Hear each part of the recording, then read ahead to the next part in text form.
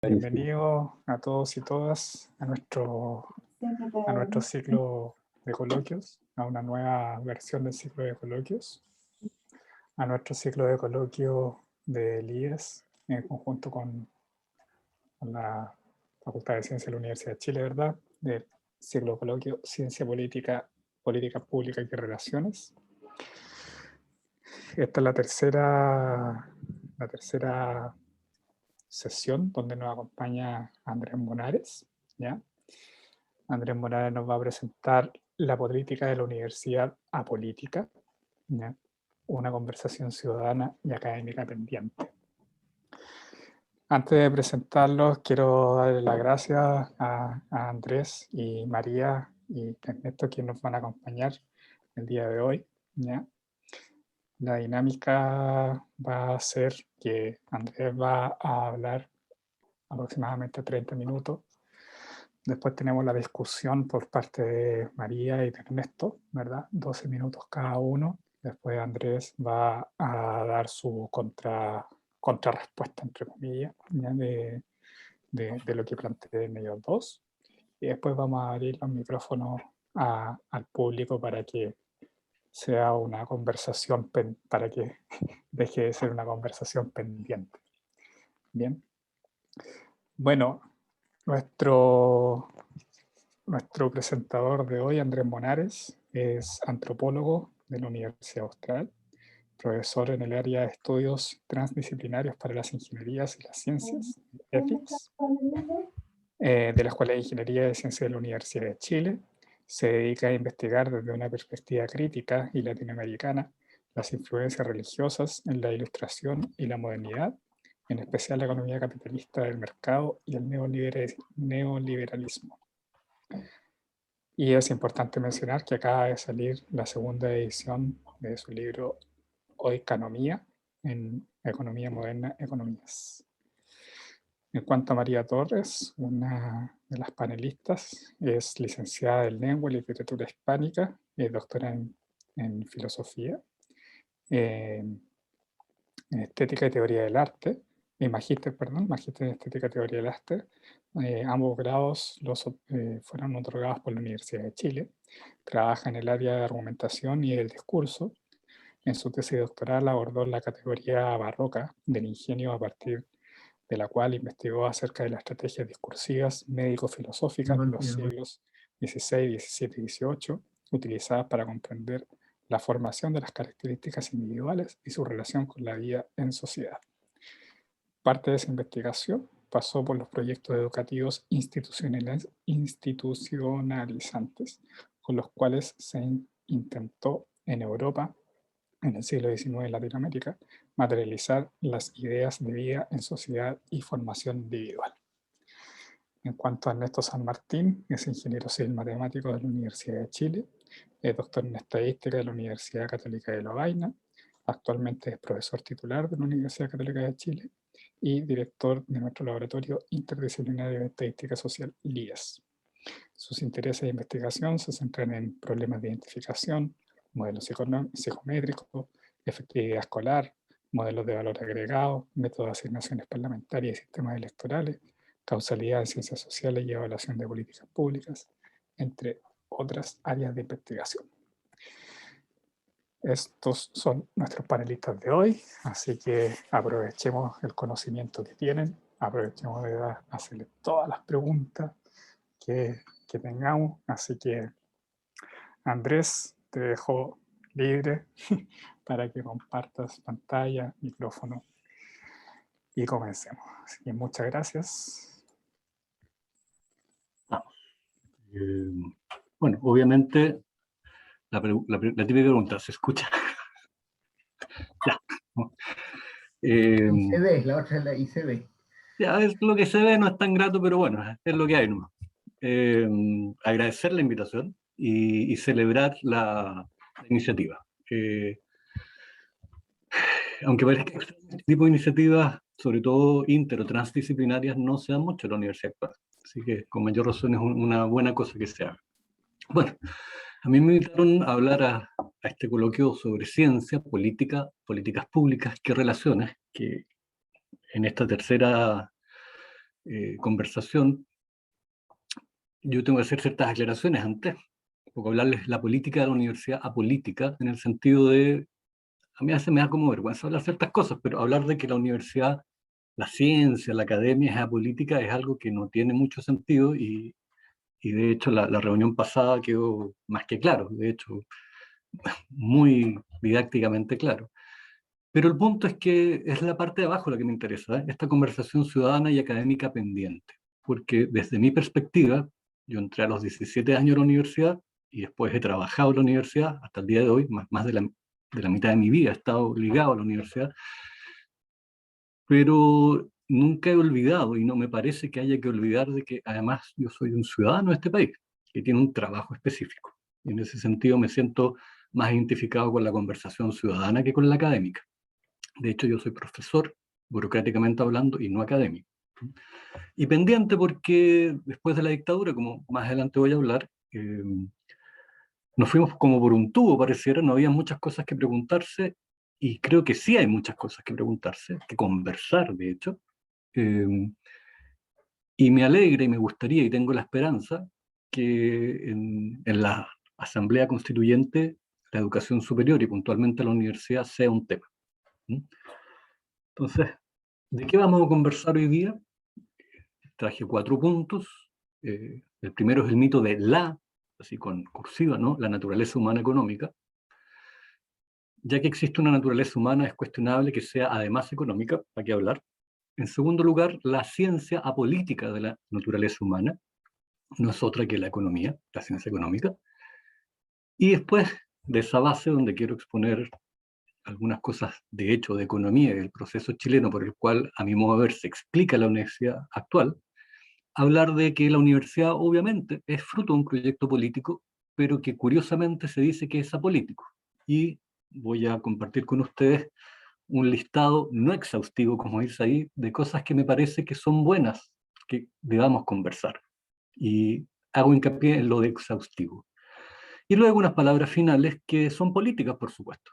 O sea, no, esta como mitología de que los profesores universitarios, con mayor razón si son académicos, y con las medallas que son los posgrados, es gente que no puede bajar del Olimpo a la feria, a la plaza pública, a hablar cosas pareciera tan curiosas o bajas como son la política. Incluso de repente los científicos, sobre todo, ¿no?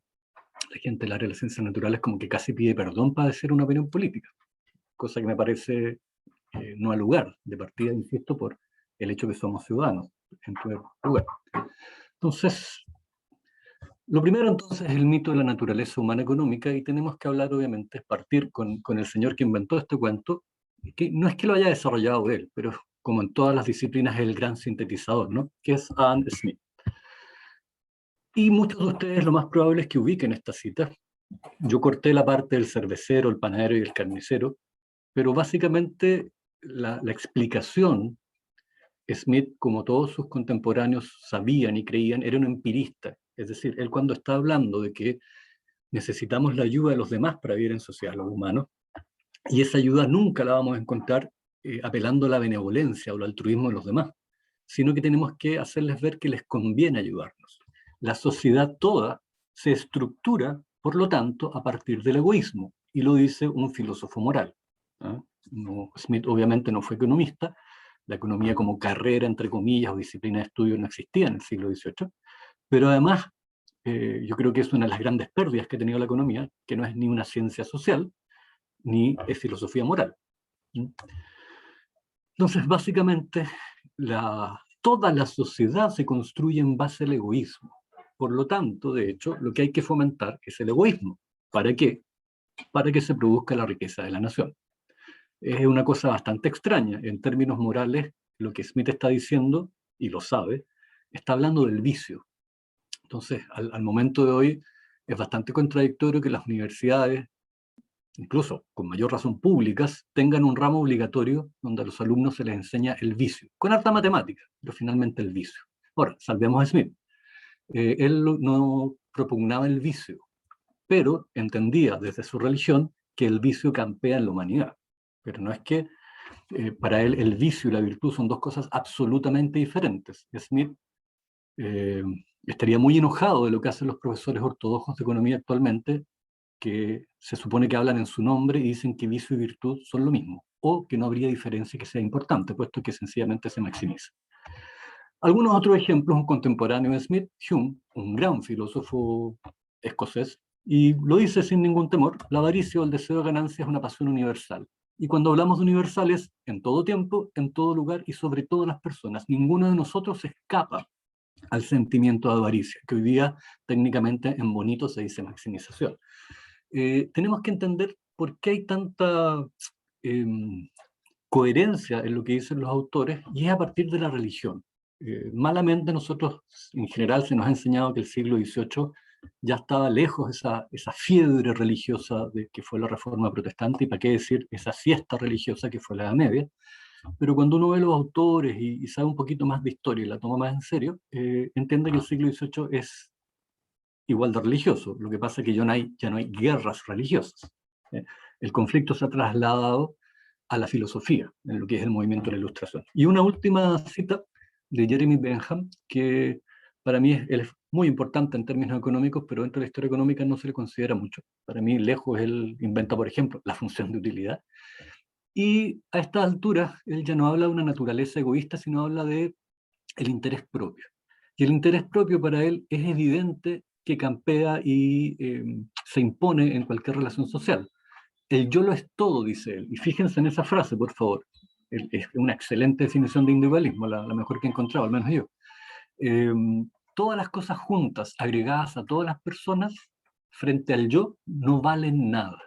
Y si tú quieres construir un sistema económico, dice él, pero yo agrego social, cultural, educativo, el que ustedes crean, si no se edifica sobre el interés personal, se edifica sobre una base falsa. Esto en el fondo es lo que vamos a conocer nosotros hoy día como liberalismo económico y político, y es lo que, insisto, con hartas matemáticas se enseña en los ramos de economía, sobre todo de economía ortodoxa, que pareciera que hoy día es la única que existe. Hemos llegado a la paradoja de que hay una sola escuela que contestó todas las preguntas, por lo tanto esa escuela se ha transformado en la economía. Y a pesar del 2008, de todo del agua que ha pasado bajo el puente, sigue ahí firme, como ramo obligatorio en las universidades y como la sabiduría que debe tomarse en cuenta. Entonces, justamente vamos a hablar de esa ciencia apolítica de la naturaleza humana. Apolítica, ¿por qué? Porque en la fantasiosa imaginación ortodoxa, que se nutre de la también imaginación fantasiosa de que la ciencia no es política, cuando yo copio la física y hago física con la gente, obviamente mis ideas y finalmente mis programas y políticas no son políticas, ¿ya?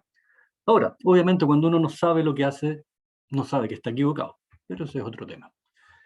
Disculpen por la diapo, pero ese señor que está ahí al medio es Milton Friedman, que fue invitado a Chile y visitó a Pinochet. ¿Y por qué pongo en manos de locos? Esta era la opinión de Milton Friedman sobre la escuela neoliberal, neoclásica. Neoliberales dicen los críticos, neoclásicos dice la gente que sigue a esa escuela. ¿Cómo se entendían ellos a sí mismos? Como una pequeña minoría sediada y considerados como excéntricos por la gran mayoría de nuestros colegas intelectuales. ¿Cuál es el punto? Que estos locos, estos excéntricos, al correr del siglo XX, lograron tomarse la academia y hoy día son los locos los que dictan las reglas en economía. Eso no es menor. Yo no me canso de repetirlo. Lo que más admiro de los neoliberales es su capacidad política y cultural. Por supuesto que no sus teorías, que no tienen sustento.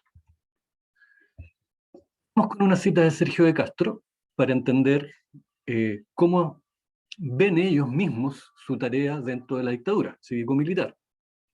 Y en una entrevista que da él para un muy buen artículo de Rumier, dice que en realidad la economía no tiene un fundamento político, no tiene un fundamento ideológico, porque la teoría económica moderna, que los neoliberales asumen que es su teoría económica, se enseña en todas las universidades, y eso es verdad.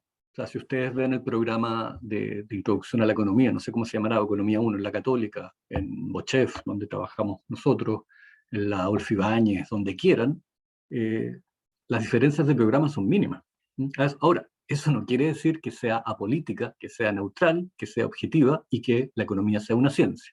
Quiero explicar, para mí no es una ofensa decir que la economía no es una ciencia, porque políticamente, metodológicamente, culturalmente, creo que es muy inconveniente hacer física con las personas. De hecho, yo como antropólogo me considero miembro de una disciplina, no de una ciencia. Parte importante de mi trabajo es oponerme a las ciencias sociales. A mí me gusta hablar de disciplinas socioculturales, ¿no? Eso es importante. Entonces, el cariz, y ideológicamente, y los tipos son sinceros en ese sentido, se consideran científicos, ¿no? Y en los planes de los Chicago Boys, una vez que se tomaron la católica y después se tomaron el país, siempre hay que recordar que fue la católica la que los trajo, si me disculpan. Y lo curioso de eso es que los tipos explícitamente se oponían a, por ejemplo, la doctrina social de la Iglesia, a la doctrina de los bienes comunes, a los sindicatos, al precio justo, es decir, a puras doctrinas católicas y cristianas en general. Y así todo, el rector de la época, un cura, los trajo igual. Y al ser una universidad pontificia, todos sabemos que lo que se decide en Santiago en realidad se decidió en Roma, ¿no? Entonces, es bien importante entender que eso es una cosa bastante extraña. Bueno, ahora apliquemos esta mirada a la educación. Ahí tenemos a Milton y a Rose, amante matrimonio. Y en Libertad de Elegir, que es un libro que escriben a dos manos, que en general se cita solo Milton Friedman y se olvida a su esposa, es un libro de divulgación. Friedman tuvo una pasión para la divulgación, tenía un programa de televisión también, una serie, ¿eh? Y lo hacía bastante bien, de hecho, aquí estamos con cosas. Pero fíjense lo que dice la buena ciencia económica y la educación. La buena ciencia económica es una frase estándar que usan los neoliberales para referirse a su disciplina económica, ¿ya? Entonces, básicamente estamos enfrentados a un mercado donde los estudiantes pagan, ellos son clientes, y como cuando yo voy a la panadería o la ferretería y compro 2 kilos de pan o 1 kilo de clavos, yo quiero 1 kilo de clavos y 2 kilos de pan. En ese sentido, la universidad lo que hace es vender enseñanza y se rige por lo que debería regirse cualquier mercado privado. Una frase famosa que guía o explica y resume, yo diría, la visión de Friedman y de la Escuela de Chicago es: el mercado sabe. Es decir, finalmente los individuos que someten sus pasiones egoístas, perdón, que no someten sus pasiones egoístas, sino que las manifiestan en la sociedad, son quienes manejan y estructuran y equilibran el mercado. Me voy a apurar un poquito. Las ventajas de la privatización y el autofinanciamiento para Sergio de Castro es que, como las universidades finalmente ganan por matrículas y mensualidades, van a querer dar muy buena educación porque la gente va a comprar buena educación. Todos quienes sabemos, hacemos clases, sabemos que, de hecho, no me gusta hablar así, pero si la educación la tomamos como un mercado, sobre todo hoy en día, es un mercado bastante extraño, donde sus consumidores, de hecho, sí quieren comprar un mal bien o un mal servicio. Es decir, sacarse una buena nota estudiando poco. Muchos de ellos, no digo todos, por supuesto, ¿no? Esto me lo voy a saltar, pero Joaquín Lavín, los empresarios educan gente.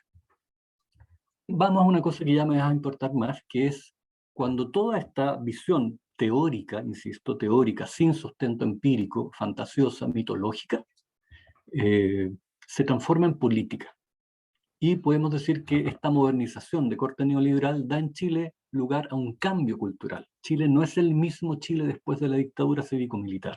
Y en ese sentido, aunque a uno le duele un poco decir estas palabras, es efectivo cuando la derecha dice que Chile fue refundado por Pinochet. Lamentablemente eso es verdad. Alfredo Prieto fue ministro de Educación de la dictadura y él tenía muy claro lo que buscaba el modelo. Y cuando uno lee a los teóricos y lo que se hace en general, es así. ¿Y cuál es la idea finalmente? Las modernizaciones, tal como la educación, el plan laboral, la AFP, etcétera, etcétera, son parte del plan de modernizaciones de la dictadura, ¿no? No son solo medidas pragmáticas, es decir, el tipo tiene la total claridad de que las políticas de la dictadura no son una caja de herramientas neutral para arreglarse estos problemas y que son objetivas, sino que buscan, fíjense las palabras que dice, una determinada concepción de hombre y sociedad. Y eso se tiene que hacer en el campo educacional, del cual era el ministro, pero cuando uno ve los hechos y lee a los propios autores, se entiende que la transformación tiene que ser total. ¿Y cuál es esa transformación? Este señor es Friedrich von Hayek, el gran filósofo del neoliberalismo, premio Nobel de Economía, y nos explica muy bien cuál es la transformación. La transformación es el egoísmo. Es decir, todas las cosas maravillosas que ha hecho, supuestamente, en sus palabras, la sociedad moderna, capitalista occidental, tienen que ver con que muchas personas escaparon a las obligaciones tradicionales, léase la solidaridad, el altruismo, la cooperación colectiva y la búsqueda consciente del bien común, porque eso va a ser reemplazado, ¿no es cierto?, por la catalaxia del mercado, donde no se busca ningún objetivo, sino que las cosas pasan nomás. Pero el inicio del mundo perfecto es cuando las personas se vuelven individualistas. Y eso, insisto, es lo que... Perdón. Perdón. Eso es lo que dice este caballero, ¿ah? Cuando el tipo habla de que hay que construir una determinada concepción de hombre y de sociedad, lo que tenemos que entender es esto, el individualismo. ¿Ya? Ahora, esto lo voy a resumir en Karpolanyi, que está lejos de ser neoliberal, yo se los recomiendo mucho, hoy día afortunadamente se le ha vuelto a leer, y él es un gran crítico teórico, con antropología, con historia, con la propia economía, vale mucho la pena leerlo. Es un crítico de la teoría del libre mercado y de las políticas del libre mercado. Y nos explica que finalmente lo que ocurre en Chile, o sea, una economía de mercado pone en función suyo a todas las esferas de la sociedad. Por eso se habla de una sociedad de mercado. Y en ese sentido, una economía de mercado necesita que todo sea mercancía, que todo se negocie en el mercado, es decir, necesita que la sociedad se transforme en una sociedad de mercado. Tengo que aclarar que en Chile tenemos un discurso mercado, pero una sociedad de libre mercado, pero ese es otro tema. Hay colusiones, concentración económica y nadie ha hecho nada. Las escuelas de economía están por décadas callados, la derecha está por décadas callados, las patronales están por décadas callados. O sea, toda la gente que es pro libre mercado pareciera que no le interesa que se viole el libre mercado en Chile. Bueno, entonces, una vez que entendemos de qué se trata el piso que tenemos, el radier que construyó la dictadura economicista, una sociedad de mercado y por lo tanto una universidad de mercado, hablemos un poquito de la universidad como fruto de ese proyecto político, pero que sin embargo se nos dice que es apolítico. Y yo insisto, voy a hablar de algunas cosas que están lejos de ser todas las cosas que deberíamos discutir. Eduardo, si me pudieras decir cuánto me queda, por favor, porque no tome el tiempo. 15 minutos, yo lo estoy tomando a 3. Perfecto. No te preocupes. Sí. Muchas gracias. ¿Me avisáis cuando me queden 5, por favor? Ócale. Uno se entusiasma, gracias. Sí, no te preocupes, yo estoy atento. Entonces, se nos dice que pareciera que la universidad que tenemos es la universidad que ha habido siempre. Y el siempre es una cosa muy vaga, ¿no? O sea, por supuesto que no se mete aquí la universidad medieval, que son puras leceras donde los viejos con ojitos blancos rezaban, parece, eso es lo que se nos cuenta, ¿no? Pero esta es la universidad de siempre, parece que es la universidad que empezó en la Ilustración y es la que tenemos hasta el día de hoy. Pero no, esta universidad de tipo profesionalizante, técnica, del conocimiento, este templo del saber, de partida no es apolítica. Obviamente, es un modelo político, de una política educacional. Se instala un modelo universitario fruto de un proyecto político, fuera o más allá de que ese proyecto político se diga, se disfrace de ciencia neutral y objetiva. Insisto, podemos conversarlo, ya se conversó antes en este conjunto de coloquios, de que no tiene sentido que la ciencia sea neutral y objetiva, pero todavía esa mirada positivista impera en el ambiente universitario y en muchos profesores y profesoras, eso es lo peor. Entonces, yo le llamo que esto es el pez en el agua. Si ustedes recuerdan que la reforma de la dictadura es a principios de los 80, tenemos 40 años en que funcionarios de la universidad, estudiantes y académicos, han tenido que esa universidad de siempre es una universidad que tiene 40 años. Pero piensen, hace 40 años una persona tenía 18 años, ¿qué edad tiene ahora un profesor? Entra a los 18 en la universidad, después es profesor, o sea, es la universidad que conoció. A eso me refiero con el pez en el agua. Y por lo tanto, es evidente que se naturaliza, o sea, esta es la universidad obvia. ¿Qué otro tipo de universidad podría haber? Si esta es la que ha habido siempre. Sin pensar que es un modelo universitario particular. Quienes ubican a este señor sabrán por qué pone esa cara, porque esto es una cuestión bastante obvia, ¿no? Pero resulta que parece que uno está descubriendo la pólvora. Entonces la idea es, ¿qué universidad para qué sociedad? Una universidad, entendiendo para qué sociedad, a lo que nos decía Polanyi, una sociedad de mercado. Entonces, más allá que las universidades sean organizaciones burocráticas, de una u otra manera, a través de ciertas normativas, la ley de universidades, la ley de educación, etcétera, se instaló, se legitimó y naturalizó en ellas, hubieran sido tradicionales, como se entiende creo que hasta el día de hoy, o privadas, una cultura, una forma de entender la universidad. Las culturas, los antropólogos hablamos de formas de vida, pero todos los grupos y las instituciones tienen sus propias culturas, sus propias costumbres, sus propias ideas, sus propios valores. ¿Y cuáles son los valores, obviamente? El egoísmo, el individualismo y la competencia. La competencia también puede ser altruista y colectiva, pero el liberalismo, y sobre todo el neoliberalismo, nos ha convencido de que la competencia es exclusivamente fruto de sus ideas. Quienes juegan, por ejemplo, deportes colectivos, sabrán que la competencia es profundamente solidaria, por ejemplo, ¿no? Pero después podemos hablar de eso. Ahora, ¿cuál es el marco ideológico general? ¿Y por qué digo ideológico en sus dos sentidos? Como ideas que pretenden ocultar la realidad y como ideas, porque ya sabemos que en Chile la autorregulación no funciona, si no pregúntenle a la CPC o a la SOFOFA. Digamos. Los mayores defensores de la autorregulación del mercado son los que la violan constantemente. Y en ese sentido la autorregulación como un proceso histórico y teórico de liberalismo político, económico, etcétera, etcétera, deja de lado la política. La autorregulación implica que no es necesaria la política en el sentido de una construcción consciente, planificada, como dirían los griegos de la felicidad o como dirían los medievales del bien común. Entonces, la política, entre comillas, deja de guiar a las universidades porque se supone que son apolíticas. O sea, son edificios donde hay gente que investiga y que enseña. Y eso pareciera que no tiene responda a ningún proyecto político. Entonces habría una especie de piloto automático donde, insisto, seguimos haciendo lo de siempre que tiene 40 años, y que finalmente lo determina la política neoliberal. Muchos de ustedes habrán visto entonces esta pirámide del sistema capitalista, y yo creo que esta pirámide se traslada también a la universidad neoliberal. Claro, arriba tenemos, por ejemplo, en el caso de las ciencias naturales, a los jefes de laboratorio, finalmente a los dueños de laboratorio, me atrevería a decir, a la gente que se gana anillos, etcétera, etcétera. Pero lo que más me interesa es que en esta división de clases, de que finalmente quién es más productivo para la universidad, quién trae más dinero a la universidad, abajo siempre están los mismos, ¿no?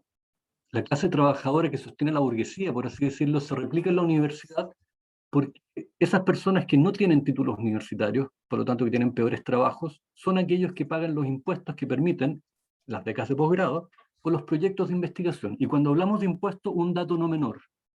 En Chile se recauda 4 veces más impuestos por el IVA, es decir, por lo que pagamos cada vez que compramos, que lo que pagan los ricos. Repito, 4 veces más. Y todos sabemos que el IVA finalmente es un impuesto regresivo, es decir, es un impuesto que pagan los más pobres. Los pobres que gastan la mayoría de su sueldo, si no todo, en comprar, pagan, en el fondo, ganan al menos 19% menos de plata porque tienen que pagar el IVA. Los ricos no necesitan comprar o tienen ahorros, ¿no? Por eso se habla de un impuesto regresivo. Vamos finalmente a la lista no exhaustiva, que a mi modo de ver, y en mi opinión, tendríamos que conversarlo, debe existir, yo creo, una correlación en qué parte de la pirámide estás. O sea, yo he conversado con amistades que están acá arriba y les parece que el modelo universitario tiene que tener ajustes pequeños. Y de repente he conversado con estudiantes de doctorado que se les atrasa el pago, etcétera, etcétera, o que finalmente son, no quiero ocupar la palabra esclavos, pero mano de obra barata de los laboratorios, y la universidad no les parece tan bien. Ojalá que cuando lleguen a jefes de laboratorio no se les olvide lo que pasaron cuando eran jóvenes. Entonces, una cosa que puede ser un detalle, ¿eh? Estamos todos, Chile, metido en el famoso modelo por competencias o de competencias, pero ¿alguien se acuerda de que este modelo educativo lo propone un banco? No ya, por último, que lo proponga la UNESCO, no, lo propone el Banco Mundial.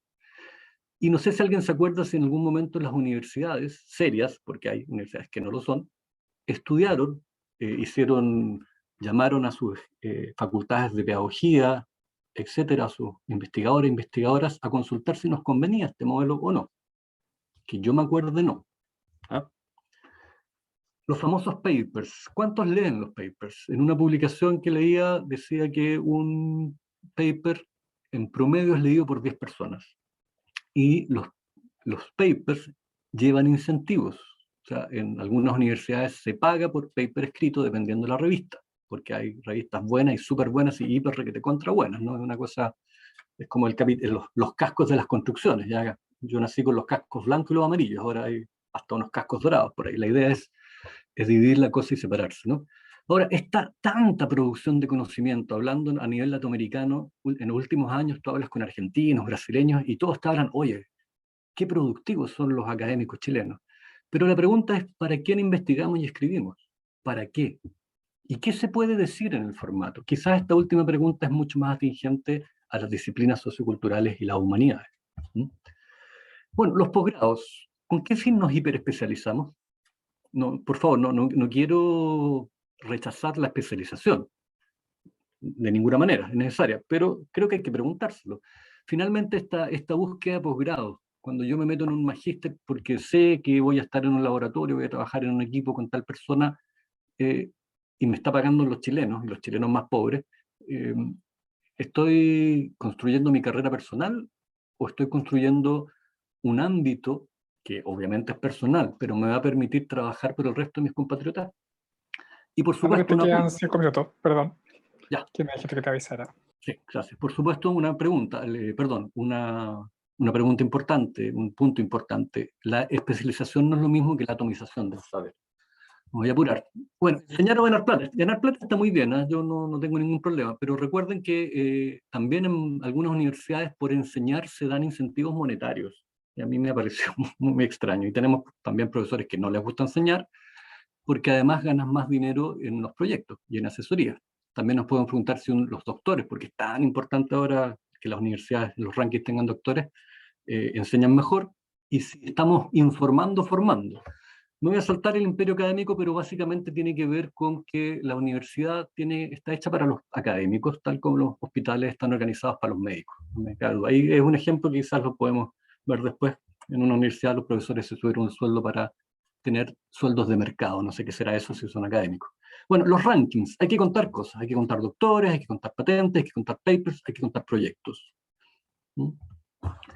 Y no quiero hablar de los concursos de fondo porque quizás muchos de ustedes se van a poner a llorar. Lo que es esa verdadera moledora de carne donde hay que traer inversión a la institución, ¿no? Y las palabras finales, que por supuesto son políticas, las empiezo de nuevo con Carpolanyi, que lo voy a resumir. Básicamente lo que dice él, que en una sociedad de mercado, donde todo es la maximización de dinero, la imaginación del ser humano queda encerrado en eso. Y pareciera que lo económico efectivamente es todo de lo cual nos tenemos que preocupar. Entonces, recordar en términos políticos que la academia es un grupo de interés. Por supuesto que es un grupo de interés. No son neutrales y además están hiperespecializados. Mientras más hiperespecializado te alejas de la realidad, sin una mirada generalista, justamente, y en muchas partes ni inter ni transdisciplinaria. Recuerden que es una lista no exhaustiva, ¿ya? Y subjetivos. En este mismo coloquio se habló de la famosa política basada en evidencia, como si los datos, voy a ocupar una palabra de Ernesto, hablaran por sí mismos. Los datos tienen, para ser datos, profundas consideraciones filosóficas detrás de ellos. ¿Cómo los interpreto? ¿Cómo los auno? ¿Qué es un dato? ¿Cómo los concibo? Etcétera. Bueno, nos podemos preguntar hoy día qué es una universidad estatal con sentido público. Yo no lo sé. ¿Ya? Y los modelos de universidad, da algunos ejemplos ahí, ¿no? La productivista, la universidad para todo, esto que todos tienen que entrar a la U. La universidad más antigua, ¿no? Esto de que había gente que pensaba en una torre de marfil y que ojalá no se juntara con la chusma. Y hoy día tenemos a los técnicos que saben lo que hay que hacer y que no los podemos cuestionar porque ellos saben lo que es el progreso. Mi pregunta importante ¿es posible una síntesis de todas esas universidades o tipos, y me faltan por supuesto, u otro modelo? Y una cosa que para mí es muy, muy importante, cómo se relaciona la universidad con la sociedad, porque hoy día la relación es con el mercado, que reemplazó a la sociedad, ¿sí? Justamente por lo que decía. Y yo me siento bastante humanista a pesar de ser antropólogo, y en mi carrera investigativa y como profesor creo que he logrado grandes cosas, he ganado grandes cosas desde el enfoque generalista. Entonces, ¿qué queremos formar? Meros técnicos hiper especializados, buscando relacionarse con las demandas del mercado, porque hoy día el mercado reemplazó a la sociedad. No es casualidad, fíjense, cuando el mercado quiere. No sé si han cachado que se habla así ahora. Las personas no quieren. Y para qué hablar del pueblo, ya es una palabra fea, ¿no? Entonces, en lo personal creo que la formación debe dirigirse a intelectuales, en general, con una especialidad técnica particular. Esto ya es una pregunta mucho más coherente en humanidades y en disciplinas socioculturales, la famosa descolonización. ¿Qué estudiamos? ¿Qué enfoque para resolver problemas de dónde, de quiénes, dónde publicar, en qué idioma? Porque sí, hay problemas generales, universales, pero efectivamente no son lo mismo. Un editor de una revista del primer mundo no está muy preocupado de lo que le pueda pasar a los, no sé, los niños huilliches en su salud bucal en el sur de Chile. Y por lo tanto los papers que va a aprobar y los que tienen impacto son los que le preocupan a él como inglés. Y no es que esa persona sea muy malvada, sino que es inglés nomás. Voy a citar a un profesor amigo, un doctor, Alfredo Eruben. ¿Se acabó la reflexión en la universidad? Él dice que sí. Estos coloquios dicen que no. Pero la pregunta es si estos coloquios son la excepción que confirma la regla. Es una conversación, por eso lo puse entre paréntesis, perdón, como pregunta. Y como empecé esta ponencia, en 1990 la Concertación asumió todo el modelo universitario europeo y gringo.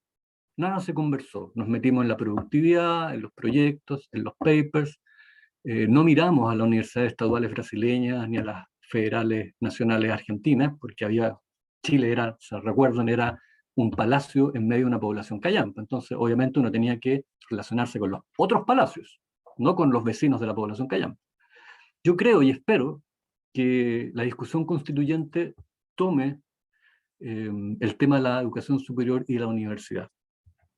Para terminar, una cita de un libro muy lindo que se os recomiendo, La utilidad de lo inútil. La utilidad de lo inútil es, el filósofo Nucho Ordine habla de las humanidades. ¿Ya? Entonces, ¿estamos educando realmente y para qué? Y la idea, no voy a leer la cita porque me queda poco, es que si nos preocupamos sencillamente en informar gente, en considerarla profesionales, estamos perdiendo la mirada de lo que es una persona en formación, ¿no? Que va mucho más allá de saber hacer bien su trabajo, y como dice él, y esto sí lo voy a leer, una persona que abandone la mirada meramente utilitaria, una universidad que abandone esa mirada para entender que más allá del egoísmo está el bien común, la solidaridad, la tolerancia, la libertad, proteger la naturaleza, no sé si eso hay que explicarlo hoy en día, o apoyar la justicia. Creo que es un buen proyecto el que nos propone Ordine, o al menos buenas preguntas. Muchas gracias. Muchas gracias, Andrés. Estuvo muy duro pero interesante ver esta perspectiva, sobre todo, no sé si sobre todo para todo el mundo, pero para mí, que estoy como recién empezando en este mundo, ver todas estas perspectivas como universitaria, digamos, tratar de ver de alguna forma el rol de la academia, el rol del profesor, el rol, todas estas cosas, de verdad que en mi humilde opinión es extremadamente motivante. Así que muchas gracias. Bueno, voy a dar el pase a nuestros grandes panelistas. Primero María, ¿ya? Y después Néstor nos va a hablar, ¿ya? A dar su punto de vista al respecto. Ya saben los dos panelistas que yo estoy atento a los minutos, así que cuando les queden unos 3 minutos, al minuto 9, digamos, yo voy a abrir el micrófono, ¿ya? Así que María está habilitada para, si es que quieres compartir pantalla, tiene algo preparado, si es que quieres hablar solamente, no te preocupes. Así que Gracias, Eduardo. queda todo ahí para ti. ¿Me escuchan? Voy a también hacer la misma pregunta obvia. Sí, okay. Súper bien. Sí, profe, se escucha, profe. Yo no sé si tenga mucho que decir desde el punto de vista de hacer una suerte como de versión más cortita de lo que acaba de presentar Andrés, que es extraordinariamente interesante y también muy complejo en sus múltiples aristas. Hace una revisión, eh, aunque él no lo reconozca, hace una revisión bastante exhaustiva de asuntos que tienen, diría yo, esa sería como mi lectura, un cuestionamiento bien importante al lugar que le asignamos a la universidad en el contexto del surgimiento del capitalismo. Estamos, no sé, hablando de finales del siglo XVII, comienzo del XVIII, a propósito de las citas de Smith, de Hume y posteriormente de Bentham. Es muy ilustrativo lo que hace Andrés, creo, respecto de la cuestión de la relación entre economía y universidad.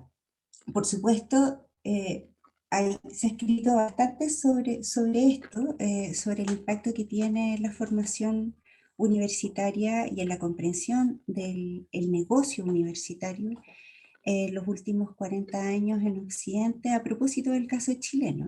Nosotros fuimos una suerte de punta de lanza, no solo desde el punto de vista del planteamiento económico de los Chicago Boys para una política económica nacional, sino también para un modo de comprender el espacio universitario y cuáles son las necesidades que el espacio universitario va a intentar responder respecto del mundo social. ¿Para qué queremos una universidad? ¿Qué es lo que esta universidad tiene que entregar? ¿Qué tipo de conocimientos? ¿Cómo va a funcionar en términos económicos? ¿Cuál es la relación que la universidad tiene con el Estado? Etcétera. Entonces, más que decir cosas de las que yo opino, me parece, o a mí me ha pasado ahora escuchando a Andrés, que me surgen un montón más bien de preguntas y tal vez me gustaría más utilizar este tiempo en que se supone que yo voy a comentar a hacer observaciones a la presentación de Andrés y las vamos conversando. Creo que tal vez sea un poco más enriquecedor. No sé si al señor presentador le parece, a Andrés. Sí, sí, Y Eduardo también, ¿sí? por mi lado es tu tiempo, no te preocupes. Perfecto. Yo me saltan varias dudas respecto de la relación entre ciencia y política. Hay una, a pesar de que estoy muy de acuerdo en lo que sostiene Andrés respecto de esta consideración científica de lo económico y de su instalación como discurso científico en el espacio universitario de la economía. O sea, la economía es hoy por hoy, como se dice, la ciencia, ¿no?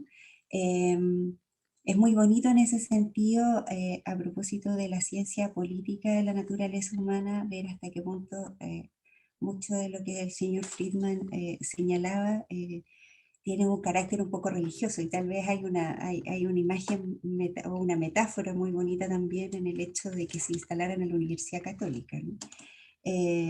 Esa configuración religiosa, esa fe en la economía como aquello que va a redimir no solo a la sociedad, sino al individuo. O sea, en la medida en que somos individualistas y potenciamos el individualismo y el egoísmo, cómo es que somos capaces de hacer una transformación total del espacio social.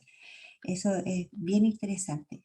Pero a propósito, como decía, de la ciencia y la política y el espacio de la universidad, a mí no me termina de quedar claro cómo es que eso se inscribe en algo que hasta hoy, entiendo, se enseña todavía en las escuelas, por ejemplo.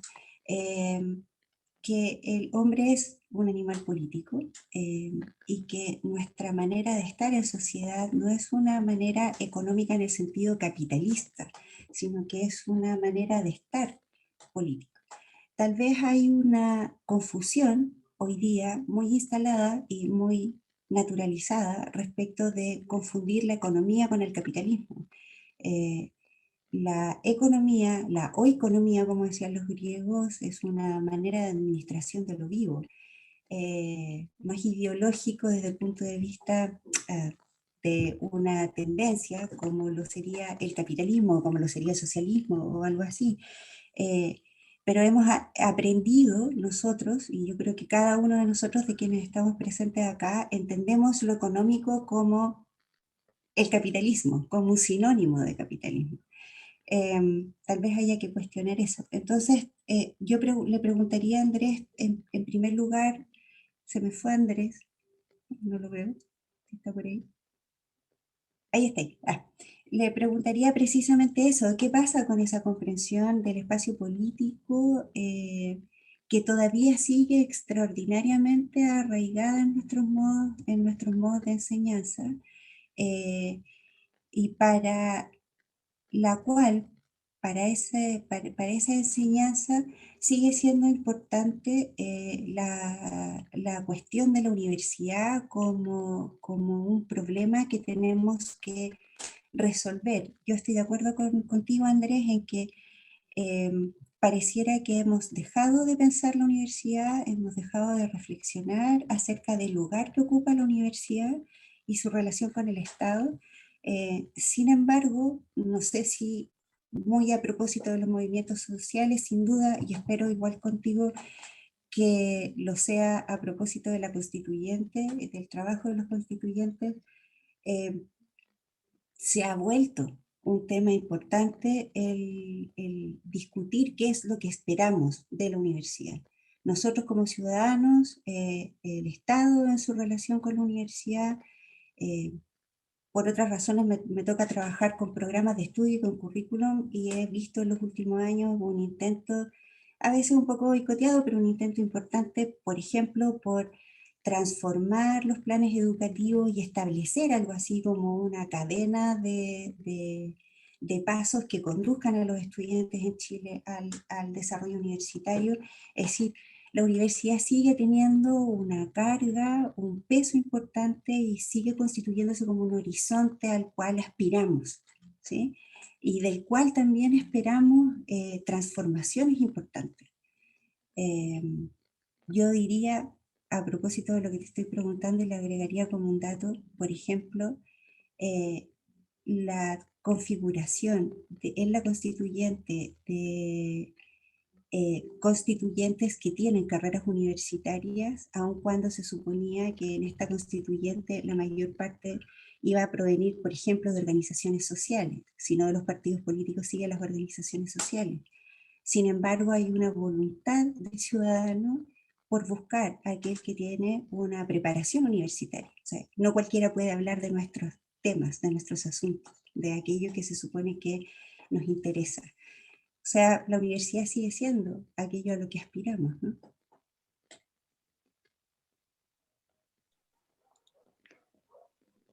No sé, Andrés, si prefieres responder ahora o porque quedan 4 minutos. Quizás puede ser más enriquecedora la respuesta después de Sí, que hable con lo Ernesto. que ¿Te diga parece, Ernesto, María? sí.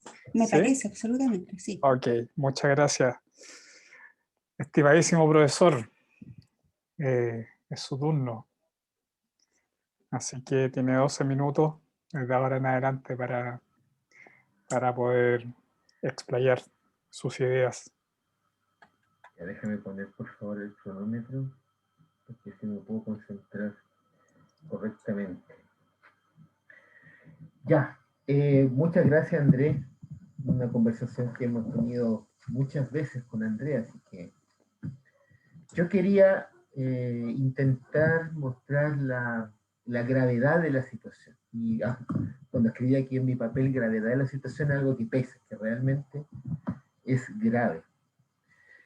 Y quiero partir por dos constataciones que pueden o no concordar el resto de los, bueno, todos, desde Andrés, María y el resto de los que llegaron al coloquio. Pero lo primero que quisiera decir es que la universidad como institución, lo cual es muy importante que sea una institución, ¿no es cierto?, se tiene ciertos niveles de autonomía y por eso es que se plantea reglamentos y cosas. Pero la universidad como institución es un espacio donde un profesor o profesora, de alguna manera, con su habla con lo que expone, constituye una comunidad de sujetos. Y eso es bien importante, quiero decirlo, porque quiero insistir en la gravedad. Entonces, esa es la primera idea que quiero refrendar. ¿Y por qué me parece que hay una gravedad? Porque no conozco el detalle de cómo era la conciencia de la universidad antes del golpe militar. Conozco mucho más cómo era la conciencia de la universidad cuando surge en Chile.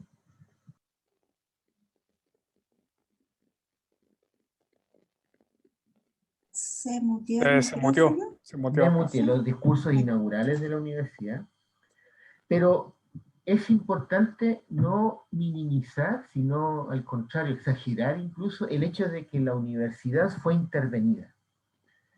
Por lo tanto, mi segundo como pilar de mi comentario y de lo que yo trato de reflexionar en toda la universidad es no olvidar, y es algo que es un corolario de lo que Andrés nos ha presentado, no olvidar que la universidad como institución es una institución que la tolera el Estado.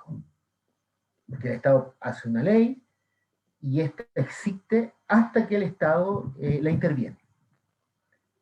Entonces somos y lo digo mucho porque a veces es como un baño de realismo y de humildad en lo que llamamos la academia, porque muchas veces, probablemente yo mismo en el pasado, con seguridad yo creo, y ahora escuchando a mis colegas, es como si todo ese esfuerzo de inteligencia que uno ha tratado de gastar y con el cual ha tratado de generar alguna contribución, si es que uno lo puede llamar así, es como si debiese ser reconocido socialmente. Y es como, a mí me tienen que pagar, tienen que haber dinero para la investigación, etc. Entonces, el contrapunto es, no, la universidad la tolera el Estado. ¿Y qué Estado la tolera? Y en eso quiero usar una expresión que me gusta mucho de alguien que vivió una universidad intervenida, casi, si no totalmente destruida, y que hace un discurso al cual no voy a hacer referencia, inmediatamente acabada la Segunda Guerra Mundial. Yo me refiero al filósofo y psiquiatra Karl Jasper. Jasper en 1933 tenía ya como el olfato de que el gobierno, que deberíamos llamar social nacional, todavía no se convierte en nazi, ¿no es cierto?, va a llevar a una hecatombe. Y en 1945 él tiene la oportunidad, después que llegan las fuerzas de ocupación a Alemania, de inaugurar un nuevo curso, y un curso de un libro bastante bonito y conmovedor que se llama La culpabilidad de los alemanes. Entonces él dice, un Estado que está dispuesto a respetar una institución donde no quiere ingerir, eso es la universidad. Y cuando el Estado se le acaba la paciencia, por usar esa palabra, o por alguna otra dinámica social, entonces quiere ingerir en el modo en que cómo se enseña, en el modo en que lo que se realiza, es decir, como uno diría, que a veces parece un cliché, en que la universidad pierde su autonomía. Eso ocurrió en la dictadura. La universidad perdió su autonomía, y yo quiero poner un ejemplo que ahora voy a dar vuelta, que probablemente, bueno, yo estudié, tuve la suerte de verdad que tuve la suerte de estudiar en la Universidad de Chile, y ahora tengo la suerte, sin duda, de trabajar en la Universidad Católica, y voy a poner un ejemplo de la Católica que se mencionó, para que se vea la gravedad, y probablemente hay cosas que a lo mejor uno que está metido en la Católica lo va a entender con mayor fuerza de los que no participan. Cuando uno lee una de las memorias, y varias de las memorias del cardenal Silva Enrique, estamos hablando de una memoria que él escribe de lo que estaba pasando, déjenme verificar, en los años 74, es decir, el año en el cual, ¿no es cierto?, la dictadura militar pone un rector que va a ser el ex almirante Suet.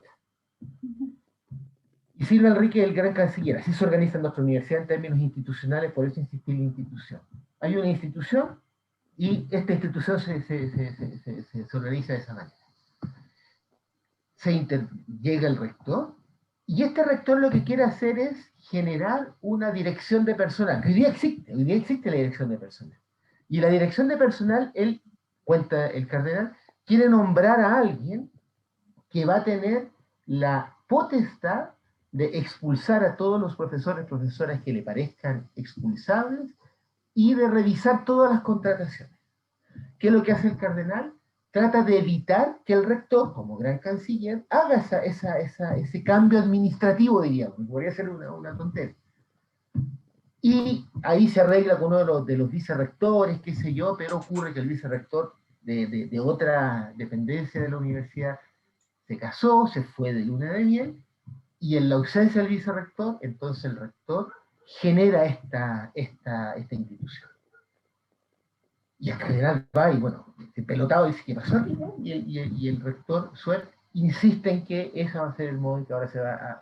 ¿Qué es lo que hizo el cardenal? Y este es un aspecto institucional, de una intervención.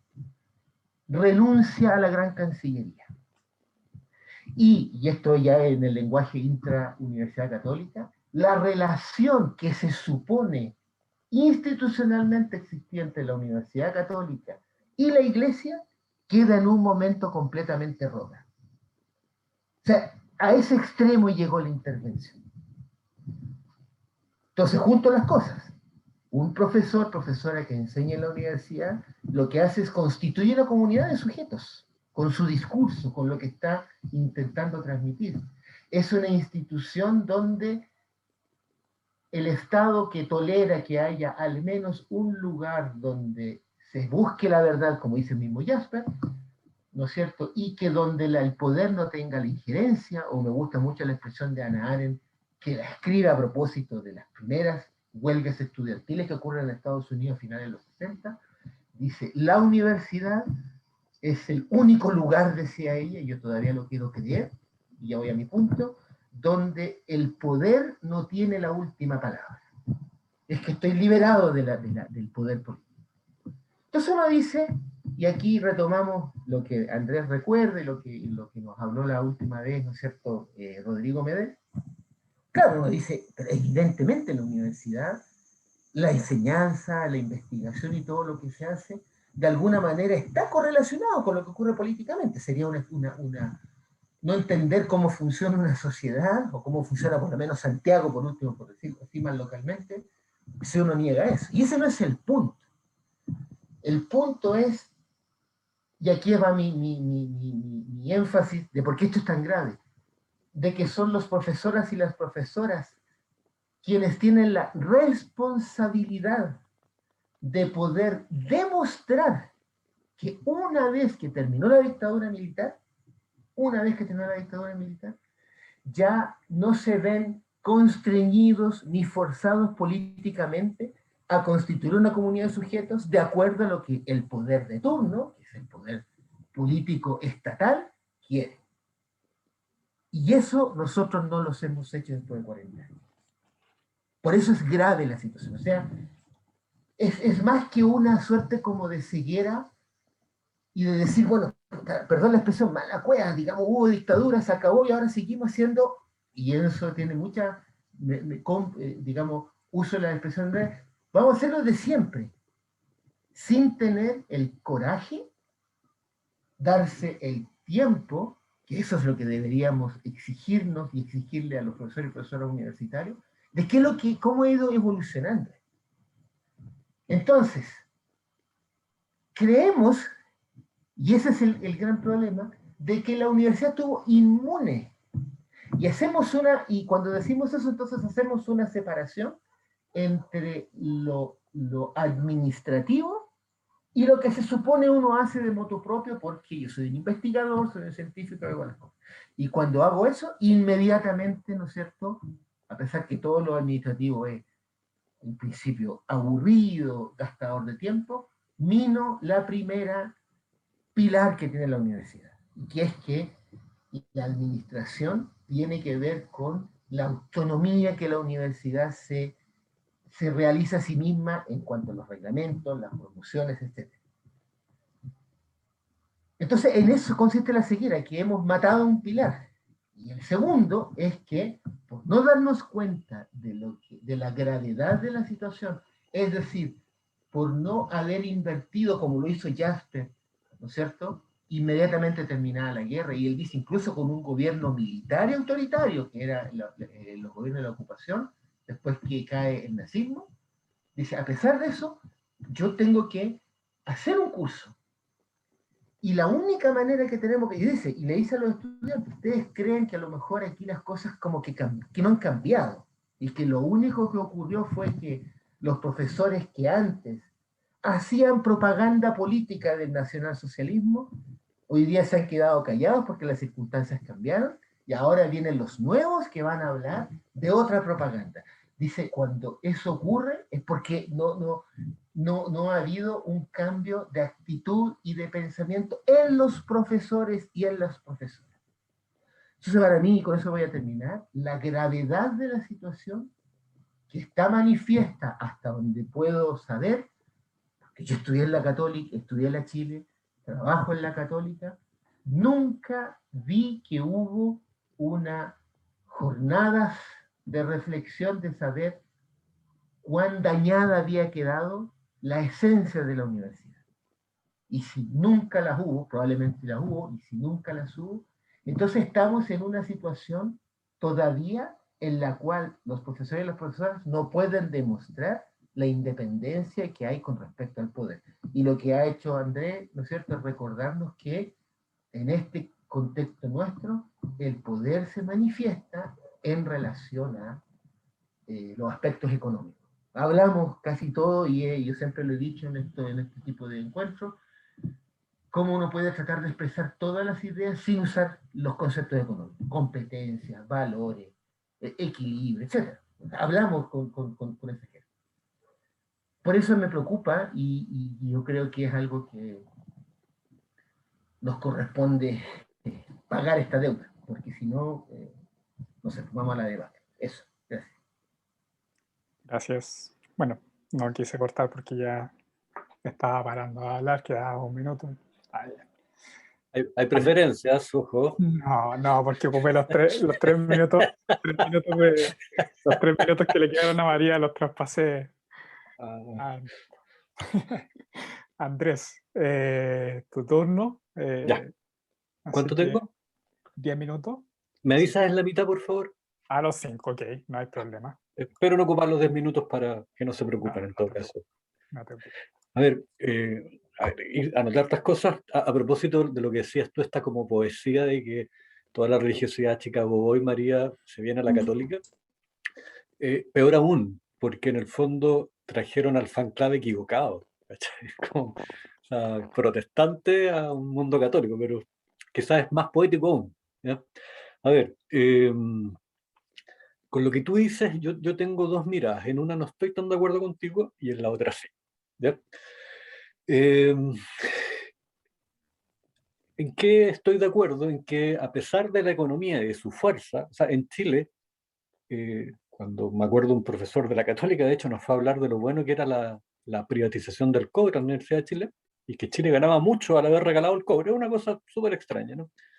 Pero bueno, el tipo decía, Chile eligió el libre mercado. Con esas palabras, porque me quedaron muy grabadas. Yo nunca voté, yo creo que ustedes tampoco, ¿no? Ni se discutió. De hecho, eso se instauró con tortura, desapariciones, censura, cosas de que yo sé que la gente más joven decir, ya, este viejo salió con la dictadura, pero sí, es que yo creo que siempre hay que salir con la dictadura. Hay cosas que no hay que olvidar, ¿no? Y hay que insistir, insistir, insistir. Y en ese sentido, todo eso que se impuso, a pesar de todo, como tú dices, si tú rascas un poquito la pintura al auto, ahí está la política, ahí está lo colectivo. Entonces, es más un énfasis, pero discursivamente es muy poderoso, porque llega a tapar todo lo que tú, para mi gusto, estoy súper de acuerdo contigo, todo lo que pasa en la realidad, en el mundo real, en lo normal, ¿eh? Pero ese discurso es tan poderoso que tú lo ves en las élites, en los medios de comunicación, en la universidad, y finalmente los que vimos el mundo real terminamos convencidos de ese discurso que niega la realidad. Más ideológico imposible. Hay un señor que estudió harto, eso no voy a yo descubrir la rueda. Sí, pues, y ahí está, a eso me refería yo con lo exitoso que fueron los neoliberales en lo educativo, en lo comunicativo. porque su teoría es de muy bajo nivel, ¿no? Y no tiene ningún referente empírico. Hasta el día de hoy es imposible explicar la maximización, por ejemplo. Y lo otro es que es un mundo atroz, un mundo del individualismo, un mundo donde el mercado sabe. En fin. Y en lo que no estoy de acuerdo contigo, y que creo que a veces a los que trabajamos en la U, sobre todo haciendo clases, quizás le tenemos que bajar la espuma a nuestro chocolate, es que la universidad es un referente fundamental de la sociedad. Y nos acordamos de la universidad que nombra Ernesto antes de la dictadura, ¿no? Que es una universidad con maestros y maestras, y donde compartía el hijo del obrero con el empresario, y es un cuento que yo creo que a estas alturas hay que investigar, y es mitológico también, ¿ya? Es distinta a esa universidad, por supuesto, pero también tiene mucho de mito. Entonces, voy a citar y robarle quizás alguna frase de Ernesto en nuestras conversaciones. Yo no sé si esta universidad que se discute, como dices tú, que tiene cosas que decir, es la universidad que yo como ciudadano quiero darle presupuesto. Me lo pregunto y si me apuran, yo les digo al tiro que no quiero. Entonces, ahí hay un desequilibrio entre un discurso impuesto, ideológico, que incluso a nosotros nos convierte en zombies, que nos convencemos del discurso y como que empezamos a mirar, como también dice Ernesto, y a hablar en valores y en equilibrio y en competencia, y es difícil explicar a veces muchas cosas sin usar términos económicos. Ahora, por supuesto que me gustaría mucho que la universidad fuera un referente, pero ahí viene la pregunta que cruzó lo que yo les vine a hablar, que es, ¿qué universidad? A mí esta no me gusta, ¿eh? La universidad antes de la dictadura creo que no existió. Me puedo equivocar. Tampoco quiero la universidad medieval, aunque me parece bastante eh, entusiasta una institución que busque la verdad, la belleza y la bondad. ¿Ah? ¿Qué quieren que les diga? O sea, me parece... Pero también eso era mitología, o sea, la universidad es pasada de todo, ¿no? Entonces, creo que hay que discutirlo para que ojalá tengamos una universidad, la que digas tú, que sea un referente. Porque no sé si cachan hoy día que, voy a decir algo feo, hay hartos profes en la U, pero hay pocos maestros y maestras. La universidad se ha transformado en una pega más. No quiero que por favor esto, porque yo no creo que... Yo sí tengo una pega más, como cualquier persona, como cualquier chileno, pero lo que pasa es que en vez de arreglar motores, yo leí libros y cuento las cosas que leí. Esa es mi particularidad.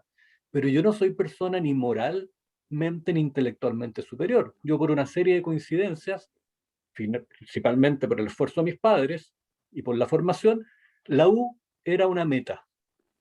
5 minutos. Pero con la misma inteligencia que tengo, podría vender ropa en una multitienda, digamos, si no tuviera las oportunidades. Entonces, ojo con el mito de que los profesores tenemos... Sí, sabemos más cosas, pero no sé si nos eligieron a la constituyente porque sabemos más cosas. Ahí, pero esa ya es otra discusión, ¿no? Y la cerveza las pagas tú. Encantada. Cuando nos podamos ver.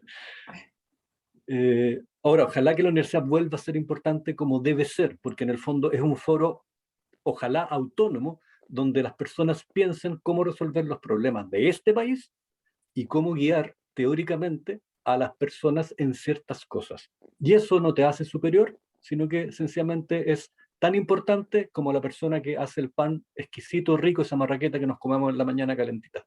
Así de importante es para mí ser profesor, ¿no? Es un trabajo más, pero hoy día se volvió un trabajo más, en el mal sentido del término.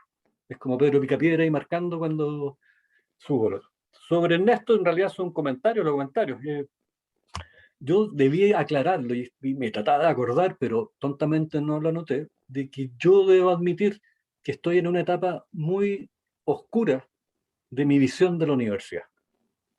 Se me pasó mi entusiasmo juvenil, porque claramente ya no lo soy, pero más allá de eso y de las tallas, no me gusta la universidad actual. ¿No? Y también podríamos hablar de los alumnos, donde tenemos estudiantes que no quieren aprender, que es una cuestión, porque tampoco se trata de que los profes y los académicos sean malvados, no está diciendo eso. Espero que haya quedado claro que estamos hablando de una estructura donde las personas se adecúan a esa estructura, ¿ya? Y lo que me pasa un poco con lo que dice Ernesto de esta universidad es que hoy día, en términos de proyecto universitario, se fueron los milicos. Eso voy a exagerar un poco, pero creo que esa es la única diferencia. Ya no hay un rector delegado, ya no desaparecen compañeros, ya no echan a profesores porque dijo, no sé, recomendó un libro, pero el cascarón es el mismo. ¿Ah? Y hemos normalizado que esta pega es traer plata a la U. O sea, eso es un profesor, o sea, miren la palabra, los profesores tienen que ser productivos. Eso, y no creo que no tengan que serlo, porque insisto, los chilenos y chilenas no tienen por qué pagarnos a gallos echados en un sillón pensando todo el día. No, no, yo no estoy por esa universidad, que en el fondo era la entretención de la aristocracia. No estoy por esa universidad, pero tampoco estoy por una universidad donde sea una máquina de moler carne, en el caso de los académicos, que lo pasan bastante mal, o una fábrica de salchichas, en el sentido de los papers, o una atracción de dinero, donde tenemos universidades y cercanas, que es la Chile, digamos, donde en una facultad las salas tienen nombres de empresas. ¿Qué tarea crítica puede hacer una facultad que depende monetariamente de empresas? Porque de eso se trata, ¿no? De pensar. Y en ese sentido, termino acá con lo que puse en el resumen que me pidieron, que creo que es urgente entender por la propia gente que trabaja en la universidad, de que hoy día el problema universitario no es que el Estado nos tiene que dar más plata. Creo que, y es la lista no exhaustiva, que agradezco la gentileza de María de decir que sí era exhaustiva, yo creo que si tú conversas con mucha gente, no, es que mi laboratorio no tiene plata, no, es que no tengo becas. O sea, yo creo que aquí el gran problema es un problema de plantearnos, y esto es súper humanista, ¿eh? Plantearnos qué es la universidad. La gente del áreas duras o de ciencias naturales están en otra, digamos, no están en eso. Todavía hay un resabio en las humanidades de ese problema, el gran problema. Porque ahí empezamos a construir, ahí empezamos a pedir plata, y ahí empezamos a educar. Desde una pregunta tan básica como, bueno, ¿qué es este bicho? ¿Es un edificio con salas, con sillas, con cabros jóvenes? No, no es. Eso yo me guardo. Muchas gracias, Andrés. Muchas gracias, María.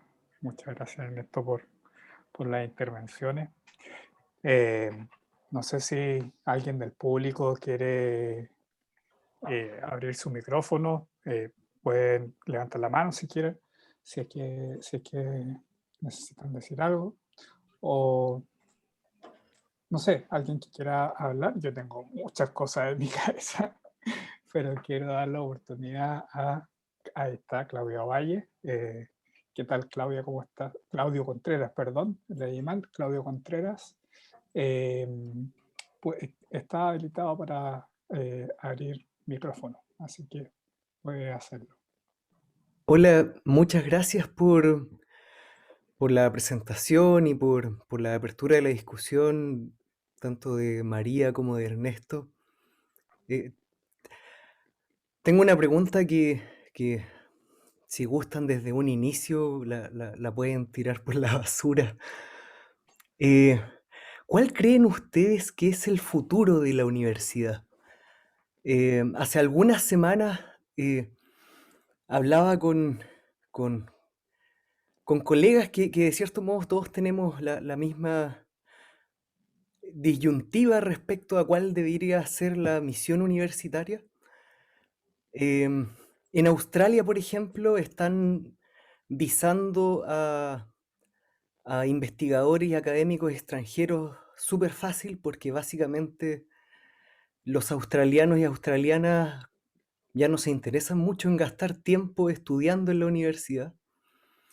En Reino Unido las carreras son súper cortas, son de 3 años y cabros jóvenes de 19, 20 años se preguntan ¿por qué estoy estudiando? Y un fenómeno más creciente es que los jóvenes ya no están haciendo siquiera el tercer y cuarto medio, porque saben que a los 15, 16 años ya pueden salir a trabajar.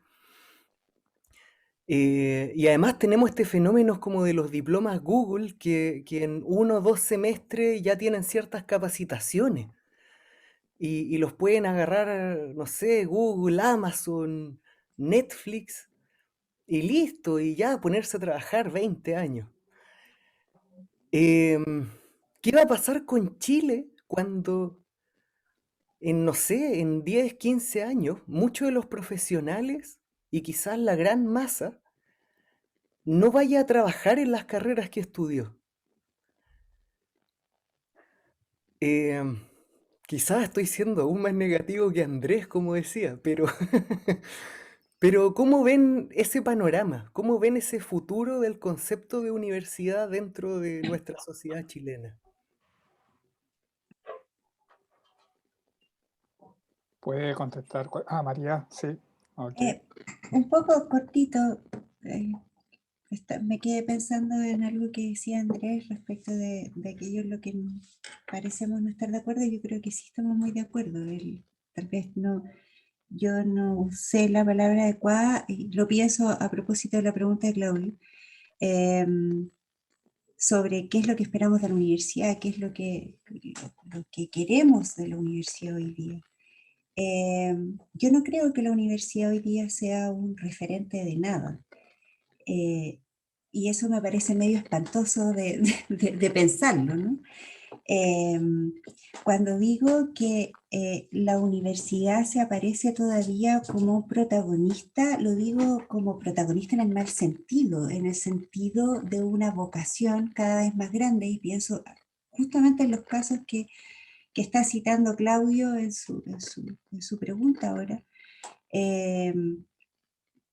Es un lugar de acreditación, es un lugar que ha caminado junto con esta vocación técnica, ¿no? De certificar cuánto sabemos, qué tan válida es la experiencia que tenemos, y si eso es posible hacerlo en medio semestre, en 2 semanas, en 1 semana y media, te lo venden.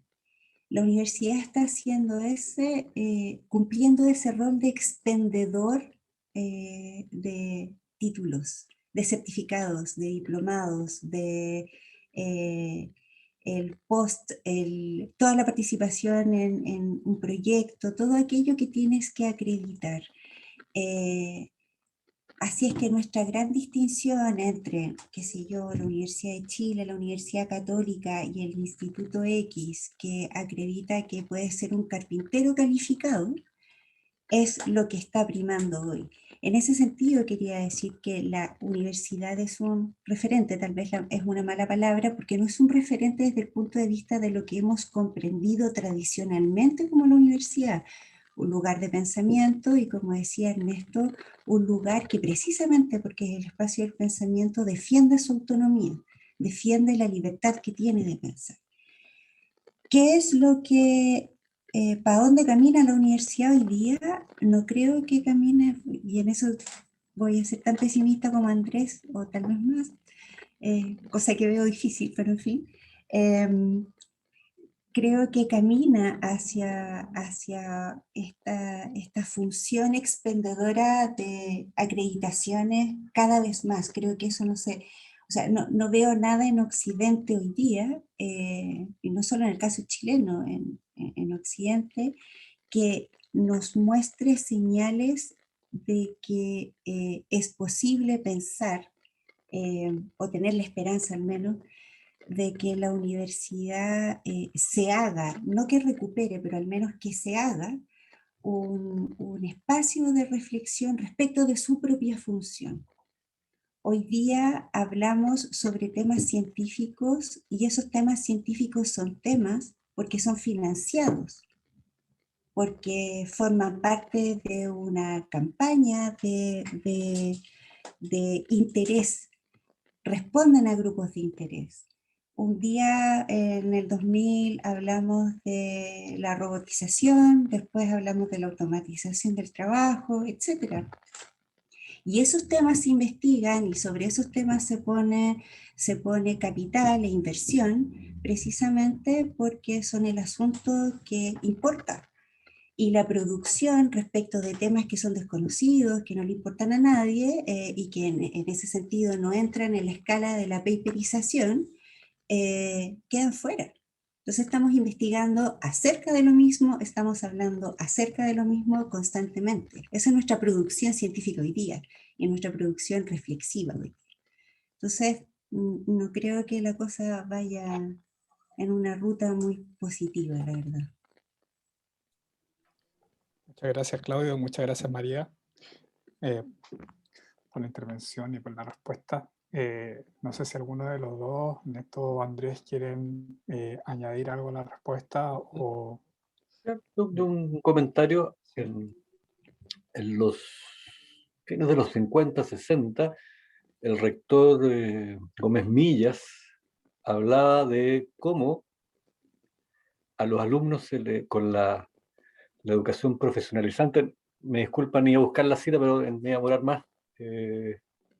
Creo que no hablaba profesionalizante, pero ese era el término, se le quitaban en el fondo los gustos por los clásicos, por la estética, o sea, cómo en el fondo hacíamos pebre a nuestros estudiantes. Esto no es nuevo, lo que pasa es que ahora es lo oficial y es lo bueno. O sea, lo que acaba de decir María, la cosa de las publicaciones. Si nadie lee las publicaciones, 10 personas, y no niego y no, que la gente no se saca la mugre por hacer un paper, salvo ya cuando empiezan las trampitas de dividir un tema en 3 papers, ya, no hablamos de la gente seria, para que te lean 10 personas. Si te leen 10 personas y además te pagan por publicar en ciertas revistas, y aquí yo creo que los economistas tienen razón en la asignación de recursos, y Chile es un país pobre finalmente, tiene una élite muy enriquecida, pero es un país pobre. Estamos gastando plata y estamos midiendo a nuestros académicos por algo que nadie lee. A mí eso me parece... O sea, yo no soy ningún genio y yo me lo estoy preguntando. Entonces, ese es el piso que pongo. Y para terminar voy a decir algo súper poco académico, voy a citar un meme. Hay un meme donde un niño muy afligido le pregunta a su padre: papá, ¿qué es el sentido de la vida? No sé, hijo, yo estudié para trabajar. Y eso hoy día es una realidad, pero una realidad que te la exigen en la casa, que los cabros ya la tienen bastante asumida, y que finalmente muchos profesores y universidades donde compras el cartón, suena súper corrupto, pero no es que sea corrupto, pero sí. Pero todos los que hemos trabajado, por ejemplo, en algún programa de posgrado, hay una presión porque los posgrados, incluso la gente que estudia posgrado, en Chile al menos, hay una mentalidad de que el posgrado no se reprueba. Como que tú tenés derecho a pasar todos los cursos, porque es un posgrado. Entonces, esto está instalado. Entonces, esto, insisto, que es tan divertido, de repente latero de los humanistas de, oye, pensemos qué es la universidad, latero y todo, hay que hacerlo. Porque si no, el tipo que citaba Ordine hablaba de las universidades italianas donde se ha instalado todo esto y donde no les permiten reprobar alumnos. O sea, no se trata de que uno sea mejor profesor porque reprueba, por favor, eso es absurdo. Pero incluso estadísticamente, y es un poco grosero hablar estadísticamente frente a estadísticos, pero bueno, no es posible nomás. Si hay gente que no le pone empeño, ni siquiera pasa a veces porque tú seas mal profesor, y puede que seas mal profesor, la universidad está llena de malos profesores, ¿para qué estamos con cosas? Los cabros se quejan de la gente que tiene requete contra 1000 doctorados, pero no saben enseñar, y los cabros van a aprender. Entonces es absurdo, ¿de qué me sirve un doctor o una doctora? Entonces yo creo que es el momento de muchas cosas en que estamos, como dice María, de sentarnos a pensar, porque vamos a llegar, ya estamos en eso un poquito. Los diplomados, la vinculación con el medio, oye, no nos contemos cuentos, eso es marketing, se llama marketing, pero no se puede decir, digamos, la vinculación con el medio. Y podríamos seguir, pero, insisto, yo también estoy así como en una etapa del vaso medio vacío, lo acepto. Yo voy a decir algo, no sé si con cuál parte del vaso, pero buenos ejemplos da Claudio, ¿no? Esto de Australia, Inglaterra. Pero no voy a decir algo que le leía, no es algo que yo pensé, pero sí me hizo mucho eco y ahora lo sigo pensando, de un filósofo americano. ¿Cómo se llama este hombre? Ya me voy a acordar el nombre. Es contemporáneo, está vivo todavía. Y él escribió un librito que se llama La Interdisciplina. Interesante el libro, porque habló de cosas que no esperaba, eso me parece interesante. Frodeman, Robert Frodeman. Al que le interese le voy a mandar el PDF del libro también. Y él dice dos cosas que creo que vale la pena aquí tomarlas en cuenta. La primera, él dice, cuenta la historia, y voy a ser muy breve, de que él le toca ir a hacerse el examen de la próstata, lo cual es medio complicado, y le hace el examen y el médico le dice, chuta, parece que aquí estamos con que puede que haya una suerte de cáncer. Entonces tiene que volver al médico, pero cuando vuelve al médico él consultó en internet, lo que varios hacemos, y se pone a discutir con el médico. Leyó esto otro, a lo mejor bajó el paper, etc. Y él cuenta que el médico está un poco contrariado, porque en el fondo él es el que tiene la autoridad del conocimiento y que viene aquí, aunque sea profesor universitario y todo, a darme otras opiniones. Entonces Freud dice, aparte de lo doloroso del examen, es muy chistoso de escribir, entonces él dice, bueno, las universidades nos han dado cuenta de que ya hace mucho tiempo, probablemente 20, 30 años, perdieron la monopolización de la información. Porque hoy día, como bien dice María o Claudio que recordaba, los cabros buscan en internet y ya. Y buscan conocimientos y buscan información. Lo que es trágico es que probablemente se dieron cuenta de la relevancia del internet y en lugar de preguntarse qué podemos hacer, qué deberíamos recuperar o reinventar o inventar como universidad, empezamos a darnos cuenta que podemos hacer un montón de cosas en esa onda, diplomados en internet, magíster online, etcétera, y como muchas personas de mi universidad dicen, puta, ahora con la pandemia, todos estos planes que algunos teníamos ya automáticamente se están cumpliendo, porque ya la gente se acostumbra a estar con la pantalla, ya, etcétera, etcétera. Entonces es como, lo digo, es como una reacción, no darse cuenta de lo que está pasando. Entonces, dicho eso, entonces la universidad tiene que ver con el conocimiento, con la información, cosa que a lo mejor antes creían. Y entonces mi segunda reflexión nomás, que yo siempre he hecho esta pregunta y ya la he hecho tantas veces que me convenzo que es una pregunta que al menos es sugerente. Si hoy día cerramos la Católica, la Chile, la USACH, toda la Universidad de Chile, fíjense, no va a dejar de haber investigación científica. Que la gente se va a acomodar y va a estar los institutos, que incluso no se olviden que legalmente los institutos milenios, por ejemplo, o los institutos basales, que son los que más plata reciben, acuérdense de la asignación directa del presidente Lagos allá en el sur, por ejemplo, o las asignaciones directas, porque estamos con cosas de los centros de investigación en la Chile y la Católica inició el 2000, o después el 2007, misma cosa en educación. Entonces, son independientes técnicamente. O sea, hay arreglines internos en la universidad legales porque la universidad no quiere perder los jóvenes. Pero si cierra la universidad sigue habiendo investigación, si cierra la universidad sigue habiendo formación profesional, incluso, como bien dicen ustedes, probablemente más corta, más rápida. Si cierran las universidades, discurso a lo mejor, no sé cómo calificarlo, de que se creía que la universidad promovía la movilidad social, mentira. Sí, va a seguir habiendo, dependiendo de los países, que sea movilidad social. O sea, si cerramos la universidad hay un montón de actividades que hacemos que van a seguir existiendo y por lo tanto la pregunta es, ¿va a perder algo nuestra sociedad si las universidades se cierran? Si respondemos que no, cerrémosla. Y pareciera que, por lo menos en mis discusiones con muchos de mis colegas en la Católica, no sé si la gente está viendo, y puede parecer un poco, no importa, no sé si no están viendo, ¿no?, la crisis. O como decía un filósofo francés, hablando de esto mismo hace 10 años atrás o 15 años atrás, la barbarie que está ocurriendo.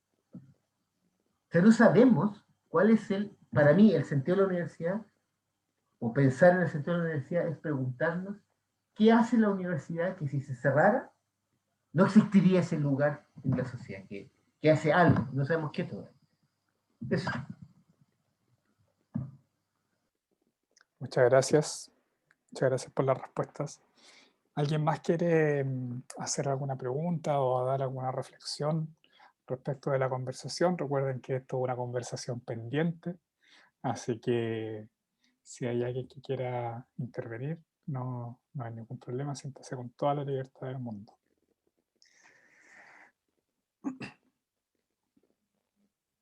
¿No? Bien, yo quiero solo... Bien, sí, A mí me gustaría hacer un aporte. por supuesto. Muchas gracias, Lorena. Trabajo en una escuela privada que ofrece postítulos a personas que trabajan en el área de la salud. Y en general el postítulo está como definido para humanizar las atenciones. Es como esa la idea general de los postítulos, trabajar la humanización de la atención de salud. Y es muy interesante que esta escuela propone mucha reflexión en su forma de enseñar, muchas instancias reflexivas, muchas evaluaciones reflexivas como ensayos, por ejemplo. Y es muy bonito el proceso de las personas que hacen estos cursos de encontrarse con el ensayo como una cosa muy difícil, muy rara, muy extraña, donde nunca habían tenido la experiencia de pensar, por ejemplo, en un texto, leer varios textos y después pensarlos, reflexionarlos, poner lo que tú piensas de eso, juntarlo con las clases que has recibido. Entonces, muy interesante darse cuenta ahí de cómo la formación universitaria es tan técnica, lo que ustedes han estado hablando todo este rato, como tan súper limitada, encuadrada, como una entrega de información que tienes que repetir después en una prueba, pero sin sentido. Entonces siento que todo este rato me surge esa pregunta del sentido, de la falta de sentido que parece que tiene la universidad en este momento. Pero no solo la universidad, sino que la educación, me atrevería a decir, ¿verdad? La escuela, los colegios, la universidad, los institutos, como que parece que lo que hemos perdido mucho es el sentido de lo que estamos haciendo, de para qué estamos estudiando. En un momento que trabajé en un preuniversitario también me llamaba mucho la atención que la respuesta frente a por qué quieres estudiar era para ser alguien en la vida o para ganar dinero, pero habían pocas respuestas respecto de tengo una vocación de servir, quiero hacer esto porque me gusta, no sé, me gusta la ciencia, por último, no, era todo muy llevado siempre a lo que iba a ganar, a la ganancia material. Y entonces, por favor, muéstreme carreras que me aseguren que voy a ganar un buen sueldo, que voy a tener trabajo. También ese era el otro miedo, a no tener trabajo, ¿verdad? Entonces eso, como el sentido, pienso que es algo que se ha perdido y que, bueno, como Andrés lo dijo muy claramente, que también se perdió a sangre y fuego. O sea, eso no hay que olvidarlo. Que la forma de perder el sentido en nuestro país en todos los ámbitos tenemos un gran trauma que todavía hay que seguir sanando. Hay mucho miedo, ¿cierto? A pensar, a decir, y que es muy lindo que ahora se esté abriendo, que la gente sí esté diciendo, que los más jóvenes ya no tengan miedo, pero siento que el sentido es algo interesante a pensar. Soy una persona que trabaja en salud mental, entonces atiendo profesores, y todos se están preguntando por el sentido de lo que están haciendo ahora en pandemia, por ejemplo. Esto de seguir como si nada ocurriera y no poder preguntarle a sus estudiantes cómo están, qué están haciendo, qué están aprendiendo en sus casas, por ejemplo. Eso quería aportar, el tema del sentido. Muchas gracias por el espacio. Muchas gracias por este espacio donde nos podemos reunir a pensar juntos. Muchas gracias, Lorena. Andrés, tienes la mano levantada, ¿quieres contestar? Sí, dos como anécdotas. La anécdota es una pésima forma de argumentar, pero supuestamente uno asume que la anécdota es representativa, ¿ya? La primera, yo cuando estaba haciendo mis diapos, dije, pucha, subo una cita de Ortega y Gasset, de la barbarie y el especialismo, y decidí que no. Pero yo creo que es un texto que no es tan exagerado. Se los recomiendo. Son 6 páginas. La barbarie y el especialismo de Ortega y Gasset, donde finalmente hizo una cosa terrible. Los profesionales de hoy son los hombres masa por esencia, por definición. El argumento, y a la misma persona Ortega y Gasset podemos tener distancias con él, pero darle una vuelta. Y lo otro es que es un problema que tampoco es nuevo, pero lo que pasa es que hoy día esta universidad, todo lo que hemos venido hablando, es lo que se hace y lo que está bien y lo que es normal, y es lo que es indiscutible. No es una crisis nueva, pero la fundamentación creo que es importante nueva. Y lo otro en términos de, disculpen la palabra anécdota, que es una palabra fea en la universidad, pero que yo creo que es maravillosa, y además cuando uno asume que son casos representativos, yo tengo el gusto de conocer a dos personas universitarias por las cuales no solo siento amistad, sino respeto intelectual, y los dos tuvieron el siguiente problema, fíjense, tuvieron problemas para evaluar su carrera porque eran personas que hacían como cosas raras. Uno es un doctor en psicología que trabaja en patología maxilobucal. Entonces la pregunta en Casa Central era, bueno, pero ¿que usted a qué se dedica? Como si la atención de pacientes o las enfermedades no tuvieran que ver con la psique, digamos. O sea, es como... Y otra persona que conozco, digamos, que trabaja la estadística y la filosofía, y también era como problemático este personaje, o sea, y se dedicaba, no sé, trabajaba con los psicólogos, con educación. Bueno, ¿este tipo qué hace? ¿A qué se dedica? Y yo creo que tengo la suerte de conocer a esas personas, de nutrirme y robarles conocimiento, y he aprendido con ambos muchas cosas. Justamente de esa vieja frase, y que es un poco cursi, de hacer universidad, del conocimiento por lo que yo puedo aportar, por los problemas que quiero aclarar. Pero ese pensamiento no cabe en la universidad de hoy. Son dos personas que son, disculpen la palabra, exitosos y productivos, pero les pusieron ese pero. Me atrevería a decir, disculpen, en las dos universidades más reconocidas de este país, las que supuestamente no deberían actuar con ese nivel. Disculpa, Eduardo, la intromisión. No, no te preocupes, muchas gracias. Antes de leer algo que dice Manuel Ulloa, me hiciste recordar no sé si se llama proverbio, no tengo idea, pero que es como, mira, ¿sabes qué? Si yo tengo un computador y te lo vendo, tú te vas a quedar con el computador y yo me voy a quedar con tu plata. Pero si tú me preguntas el teorema de Pitágoras, yo te lo voy a regalar, tú te quedas con el teorema de Pitágoras y yo también. Entonces, al final, eh, el vender conocimiento no tiene sentido porque los dos ganan. Eso me hiciste recordar. Bueno, Manuel Ulloa dice acá en el chat una pregunta, aparte de las cosas que dice después, dice, ¿cómo llega esto a la Convención Constituyente? Porque es muy importante lo que plantea Andrés Bonares y Ernesto San Martín. Deberían estas reflexiones llegar a los constituyentes de alguna forma, tipo documento conjunto de académicos que coloquen el tema en la convención. Las universidades son importantes para los países, no esta universidad, pero quizás una universidad que se piense fuera del sistema económico mercantilista es bueno que se coloque como tema.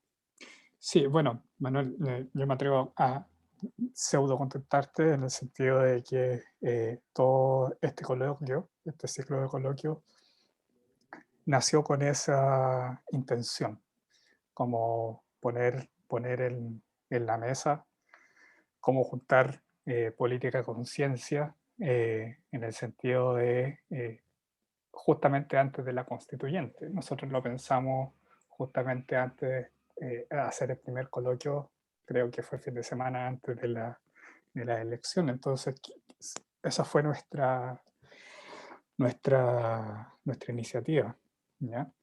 Así que muchas gracias por el reconocimiento. No sé si alguno de los dos quiere contestar en alguna idea, o los tres, perdón, de cómo llegar esto más directo a la constituyente, más allá de que nosotros hemos invitado a constituyentes también a nuestro panel de discusión. Néstor, Andrés, María.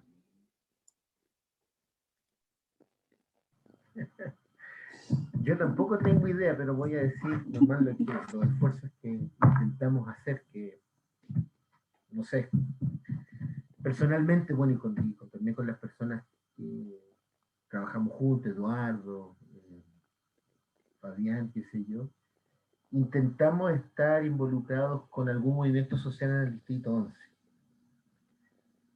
Y bueno, es un ejercicio interesante porque uno hace un ejercicio real de política, digamos. Ahí por primera vez empiezan a resonar la realidad por lo menos lo que a mí me gusta o me interpela mucho, ¿no? En la realidad, las definiciones que hacía Aristóteles de política. Política no tiene que ver con conocimiento, dice. La política no es conocimiento, gnosis, usa la palabra griega gnosis, sino praxis, práctica. También dice la política es la dinamis, la facultad más arquitectónica que existe. Y claro, cuando uno, por lo menos en mi caso, ¿no es cierto?, comenzar a discutir con personas, con ciudadanos, ciudadanas, es interesante. Y yo no... Es eso, pues, cómo llevar ciertas intuiciones, porque ya en el terreno de la política ya no es el conocimiento, aunque sea conocimiento, sino que ciertas intuiciones de esto, tratar de pasar esas ideas que se entiendan, que se debatan, no es tan fácil, no estoy criticando a mis conciudadanos, conciudadanas, sino que me doy cuenta, por ejemplo, que a veces hay harto cliché. Por ejemplo, voy a poner un ejemplo de una de las personas que vino a uno de los coloquios acá, ella pertenece a un movimiento social aquí en Peñalolén. Entonces, claro, la típica idea cliché de izquierda es nos tenemos que nacionalizar el cobre de nuevo. Y ella, que trabaja en los movimientos sociales, dijo, a ver, espérate, dijo, si esto no es llegar y nacionalizar, si no se trata de eso, se trata de preguntarle a las comunidades. Y yo tuve un argumento, que no soy capaz de repetirlo, por el tiempo, digamos, en el cual uno se queda pensando y uno dice, claro, el cliché de que a lo mejor no es tan evidente. Entonces, con esto quiero decir que me gustaría a mí personalmente, por supuesto, intentar llegar ahora, lamentablemente en el movimiento en que estamos participando no sacamos ningún constituyente, estaba relacionado con la lista del pueblo. La lista del pueblo tiene un montón de problemas internos que resolver todavía, además, como lo pololea el PC y RD, siempre me acuerdo de la frase de Tomás de Maquiavelo, ¿no?, que hay que tener al enemigo cerca, así que eso es lo que está haciendo el PC y el RD, evidentemente, digamos. Pero sí me gustaría intentar proveer algunos argumentos para que salgan los clichés. Por ejemplo, todos tenemos que tener derecho a ir a la universidad. Yo no sé. Puede parecer totalmente políticamente incorrecto. Yo no lo sé. Por supuesto que la universidad está abierta a todos, pero yo no sé si todos tienen que ir a la universidad. El financiamiento de las universidades hay que revisar. Yo no lo sé. O sea, con la universidad que tenemos, por favor, no den más plata. Una vez tuvimos un debate interesante acerca de ciencia y política, y claro, yo al principio traté de que entendieran, pero por supuesto yo me doy cuenta que en la plaza pública no funcionan las cosas como uno espera, ¿no?, de que entendieran de que este paradigma de políticas públicas basada en evidencia es nada, tiene un montón de hoyos, de huecos, de problemas complicados. Pero claro, para ella eran las personas con las que discutía, unas personas que tenían experiencia, no sé, pues, con Pascualama, qué sé yo, cosa que yo no tengo ninguna experiencia. Y ella me decía, pero es que si a nosotros eso nos sirvió, paramos Pascualama, me decía. Entonces, lo que quiero decir es que yo me he dado cuenta con esta pequeña incursión que como ciudadano trato de hacer, la enorme distancia que hay entre la academia o la universidad que tenemos hoy día y lo que está pasando afuera.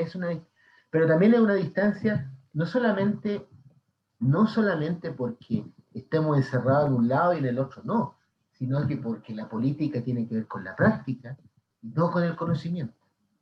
Y aunque sea enredada mi idea, pero si no entendemos eso, la participación de los y las científicos, si quieren me llaman universitarios, en las políticas públicas va a ser un permanente fracaso, porque no entendemos el modo de relacionarnos. Entonces yo creo que, y siendo así, yo le decía a varios, oye, por favor, no pongan en la Constitución nada que tenga que ver con ciencia, por favor no pongan nada. Para mí, en el estado actual de las cosas, no pongan que la ciencia es un derecho y que tenemos que financiarla y todos los ejemplos de otras constituciones, por favor no lo hagan. Ese es mi... Pero, ¿qué más hacer? Bueno, estar ahí, tratar de discutir y tratar de ver cómo se van, lo que uno alcanza a mirar de cómo se están moviendo las cosas. Pero Esa es mi opinión un poco enredada, pero esa es mi opinión de hoy día. No financiemos más cosas, por favor. Gracias. ¿Algún otro comentario? Yo solamente estaba pensando ahora, estaba buscando, bueno, a mí me gusta bastante buscar la etimología de las palabras y pensar que universidad significa el universo, algo universal, algo de que va de todo el mundo. Y lo que yo he estado pensando en este rato, que uno de los grandes problemas es que la universidad ya no es un universo, porque ya no hay gente tan dispersa, sino que ya está todo homogéneo. Ya todos quieren plata, todos quieren papers, ya todo lo que le estaba conversando, todo se homogeneizó. Entonces, como que creo, no sé, la palabra universidad desde el punto de vista del universo o de la universalidad de las cosas, ya no está funcionando, digamos. Quizás ni siquiera se debería llamar universidad, porque ya está todo homogéneo, están todos pensando en exactamente lo mismo. La única diferencia que pienso es que algunos estudian ingeniería, otros matemáticas, otros medicina, pero al final creo que el fin de todos es exactamente el mismo. A lo mejor no todos, pero la gran mayoría es exactamente lo mismo. Entonces, no sé, esa es mi idea al respecto. Sí. No sé si alguien quiere, Andrés. Un poco a propósito de lo de Manuel, insisto, no tengo idea cómo llegar, nunca la política ha sido lo mío, ni la socialización tampoco, pero lo que yo me temo son dos cosas, que la academia va a ir a pedir plata, porque ese es el problema de la universidad, no tenemos plata para investigar, de esta universidad. Y la gente que no es académico, profesor, qué sé yo creo que no tiene ni idea de lo que pasa en la universidad. Puedo estar súper equivocado, pero es una cosa, es como cuando uno pasa por el edificio, no sé, de alguna empresa y sabe que adentro hay escritorio y gente trabajando, pero más que eso, no mucho. Entonces yo creo que estamos como en un punto bien muerto a propósito de Manuel, porque, por ejemplo, me parece que esta conversación a todas luces para una gran cantidad de personas no tiene ningún sentido. O sea, a ver, pero ¿qué sale de acá? ¿Qué salió de acá? ¿Qué fierros? ¿Ah? ¿Qué camino? ¿Salió más plata? ¿Cuál es el producto de este coloquio? Y que está súper asentado. Ahora, me voy a valer de esto para hacer una aclaración, porque yo creo que efectivamente la universidad te tiene que dar de comer. O sea, yo fui a aprender una profesión, pero solamente eso es el problema que yo traté de plantear. Espero haberlo dejado claro, si no, lo remarco. Porque no se trata, insisto, de esa universidad de vacas sagradas que pasean por los jardines del liceo con toga, conversando, profundos pensamientos, y páguenme por eso. Yo no estoy a favor de esa universidad, pero claramente no estoy a favor de una universidad donde vaya a ser la pega, que es traer plata y ser productivo. Eso. Gracias, Andrés. David, tienes la mano levantada. Sí, muchas gracias, gracias Eduardo. Gracias Andrés también por la presentación y por los comentarios que han salido. Bueno, yo me he quedado un poco pensando en las cosas y bueno, sobre todo lo último que decía Andrés, pues como qué es lo que sale de acá. Yo creo que salen varias cosas, pero me gustaría como hacer tal vez algunos matices de algunas cosas que se dijeron. Creo que, creo que por sobre todo hay que distinguir entre, digamos, el concepto de universidad, de qué es, para qué está, cuál es su objetivo, ¿sí? Y por otra parte, la influencia que puede tener externa, que una influencia política, ¿cierto? Que puede influenciar este concepto de universidad. Ante eso, por ejemplo, en la exposición de Andrés, se ven varios elementos como ¿cierto? Los aspectos del liberalismo, digamos, la naturaleza casi intrínseca del naturalismo que está, está como, se sustenta en el individualismo, que de cierta forma se plasmó a través del egoísmo, ¿cierto? Que son cosas negativas, por supuesto, bueno, al menos desde mi punto de vista. Así también hay otra ideología, ¿sí? Hay otra ideología materialista, en fin, que hacen reducción incluso del ser humano a una cosa material. Y así podemos hablar de distintas ideologías. Y creo que eso está reportado y es conocido, al menos en el mundo letrado. Tal vez un gran aporte tal vez que podría ocurrir a nivel universitario sería que haya más conciencia de esos temas. Creo que son importantes. Pero más allá de eso, que creo que es un tema que es como que está en una escala bien macro y que sí es importante porque impacta en lo que es la universidad. Creo que de todos los comentarios que han surgido, a mí me llama la atención que, por ejemplo, un comentario que hizo Lorena, que ella hablaba sobre la esencia, sobre qué es la universidad. Bueno, y no solo ella, varios de ustedes. Pero muchos también estaban de acuerdo con qué cosas no es la universidad, como qué no debería haber en una universidad. No deberían haber en una universidad, no sé, un profesor del Olimpo. Eso no debería estar. No debería estar, no, etcétera. O sea, entonces, yo creo que, o por ejemplo, un comentario que hizo Andrés, que me parece importante, muy importante, dentro de todas las cosas importantes que dijo, el tema, por ejemplo, de los papers. ¿Sí? Uno podría decir ya, un académico hace un paper, lo leen 10 personas, ¿ya? Y uno se podría preguntar, ¿por qué estaría mal que lo lean 10 personas? ¿Ya? Si esto depende de cómo uno entienda las cosas y cómo las defina, ¿ya? No quiero decir de que la postura de Andrés esté bien o esté mal, ¿ya? Y la postura de cada uno, ¿cierto? Se va a ajustar en la medida en que definamos las cosas y definamos cuál es el fin de las cosas, ¿sí? Hay el arte, por ejemplo, si uno lo entiende como un fin en sí mismo, uno no lo evalúa con una medida de utilidad, ¿cierto? Y ahí uno se puede cuestionar por otra parte, porque yo entiendo que el otro punto es, ya, pero ¿por qué la sociedad va a financiar eso? ¿Sí? Y eso es otro tema, digamos, es un tema muy, muy, muy interesante. Entonces creo que dentro de todo, dentro de toda la riqueza, digamos, de las opiniones que han surgido, creo que sería importante reflexionar sobre qué es la universidad, cuáles deberían ser sus lineamientos. Y una vez que uno tiene esa definición, digamos, evaluarla en función de ese mérito y no de otro mérito, ¿sí?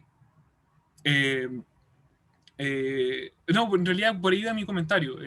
Creo que de todas maneras, en sí mismo, ¿ya? Y aquí un poquito me salgo un poquito del tema, pero creo que en sí mismo el espacio de conversación ya es una ganancia, ¿ya? El espacio de poder conversar y compartir estos temas. Así que aprovecho de agradecer también a la oportunidad, la invitación para estar acá. Muchas gracias. Muchas gracias, David. Ya para ir cerrando, no sé, Andrés, María o Ernesto, si quieren dar los últimos comentarios, apreciaciones, dar alguna respuesta o contrarrespuesta a alguna cosa. ¿Todo bien? Me permiten, por supuesto. Yo lo dije, pero lo voy a volver a repetir. He vivido gran parte de mi vida, desde los 17 hasta los 51 que tengo ahora, casi 52, en contacto con la universidad. No quiero, por favor, poner sobre la mesa, yo me las sé todas porque he pasado harto tiempo en Lobo. Solamente he sido un testigo gran parte de mi vida, eso quiero decir. Y los antropólogos tenemos un rollo que es la observación participante, que es una metodología de investigación. Yo creo que me ha pasado eso, sobre todo que he trabajado gran parte de mi vida en una facultad de ciencias físicas y matemáticas, siendo antropólogo. Entonces, hay harto que observar ahí. Vuelvo a insistir, yo estoy en una etapa bien de decepción de la universidad. Yo también entré, iba a encontrar a gente fantástica que sabía un montón y me iba a nutrir de ellos y todos queríamos trabajar por el bien del país, sobre todo en postdictadura. Y las cosas no son tan así. No es que toda la gente sea malvada adentro, por favor. Estamos hablando de una institución. Y en ese sentido, un poco a lo que dice David, yo ahora tengo como bien claro lo que no quiero. pero sobre todo en la universidad y las cosas que se refieren a la política, creo que lo importante es la construcción colectiva. Más allá de mis incapacidades, ¿ya? De no poder desarrollar ciertas definiciones positivas y no hablar en negativo. Pero lo acepto y a esta altura de mi vida tengo claro en muchas otras cosas también lo que no quiero, que es lo que vine a conversarles. Pero creo que lo que queremos es eso, lo tenemos que construir entre todos. Y la asamblea, que, insisto, es la primera vez en este país que vamos a hacer entre todos una constitución. Es un paso fundamental, esto es histórico, y por eso es tan doloroso, al menos para mí, un 57% de abstención. Entonces, insisto, más allá de mis incapacidades, creo que es el momento de construir colectivamente. Eso. Muchas gracias por invitarme y a la gente que se quedó hoy por su aporte. Muchas gracias, Andrés. Muchas gracias, María. Muchas gracias, Ernesto. Muchas gracias a todos los participantes y las participantes también. Quiero cerrar, ¿cierto? Solo avisando que el próximo coloquio lo tenemos para el 8 de julio, ¿ya? Así que pronto van a tener más información al respecto. Y nada, muchísimas gracias, muchísimas gracias por acceder a este coloquio. ¿Sí? Así que gracias a ti también, Manuel, que está diciendo gracias a todos. Muy interesante la intervención y la respuesta. Todo, muchas gracias. Así que eso.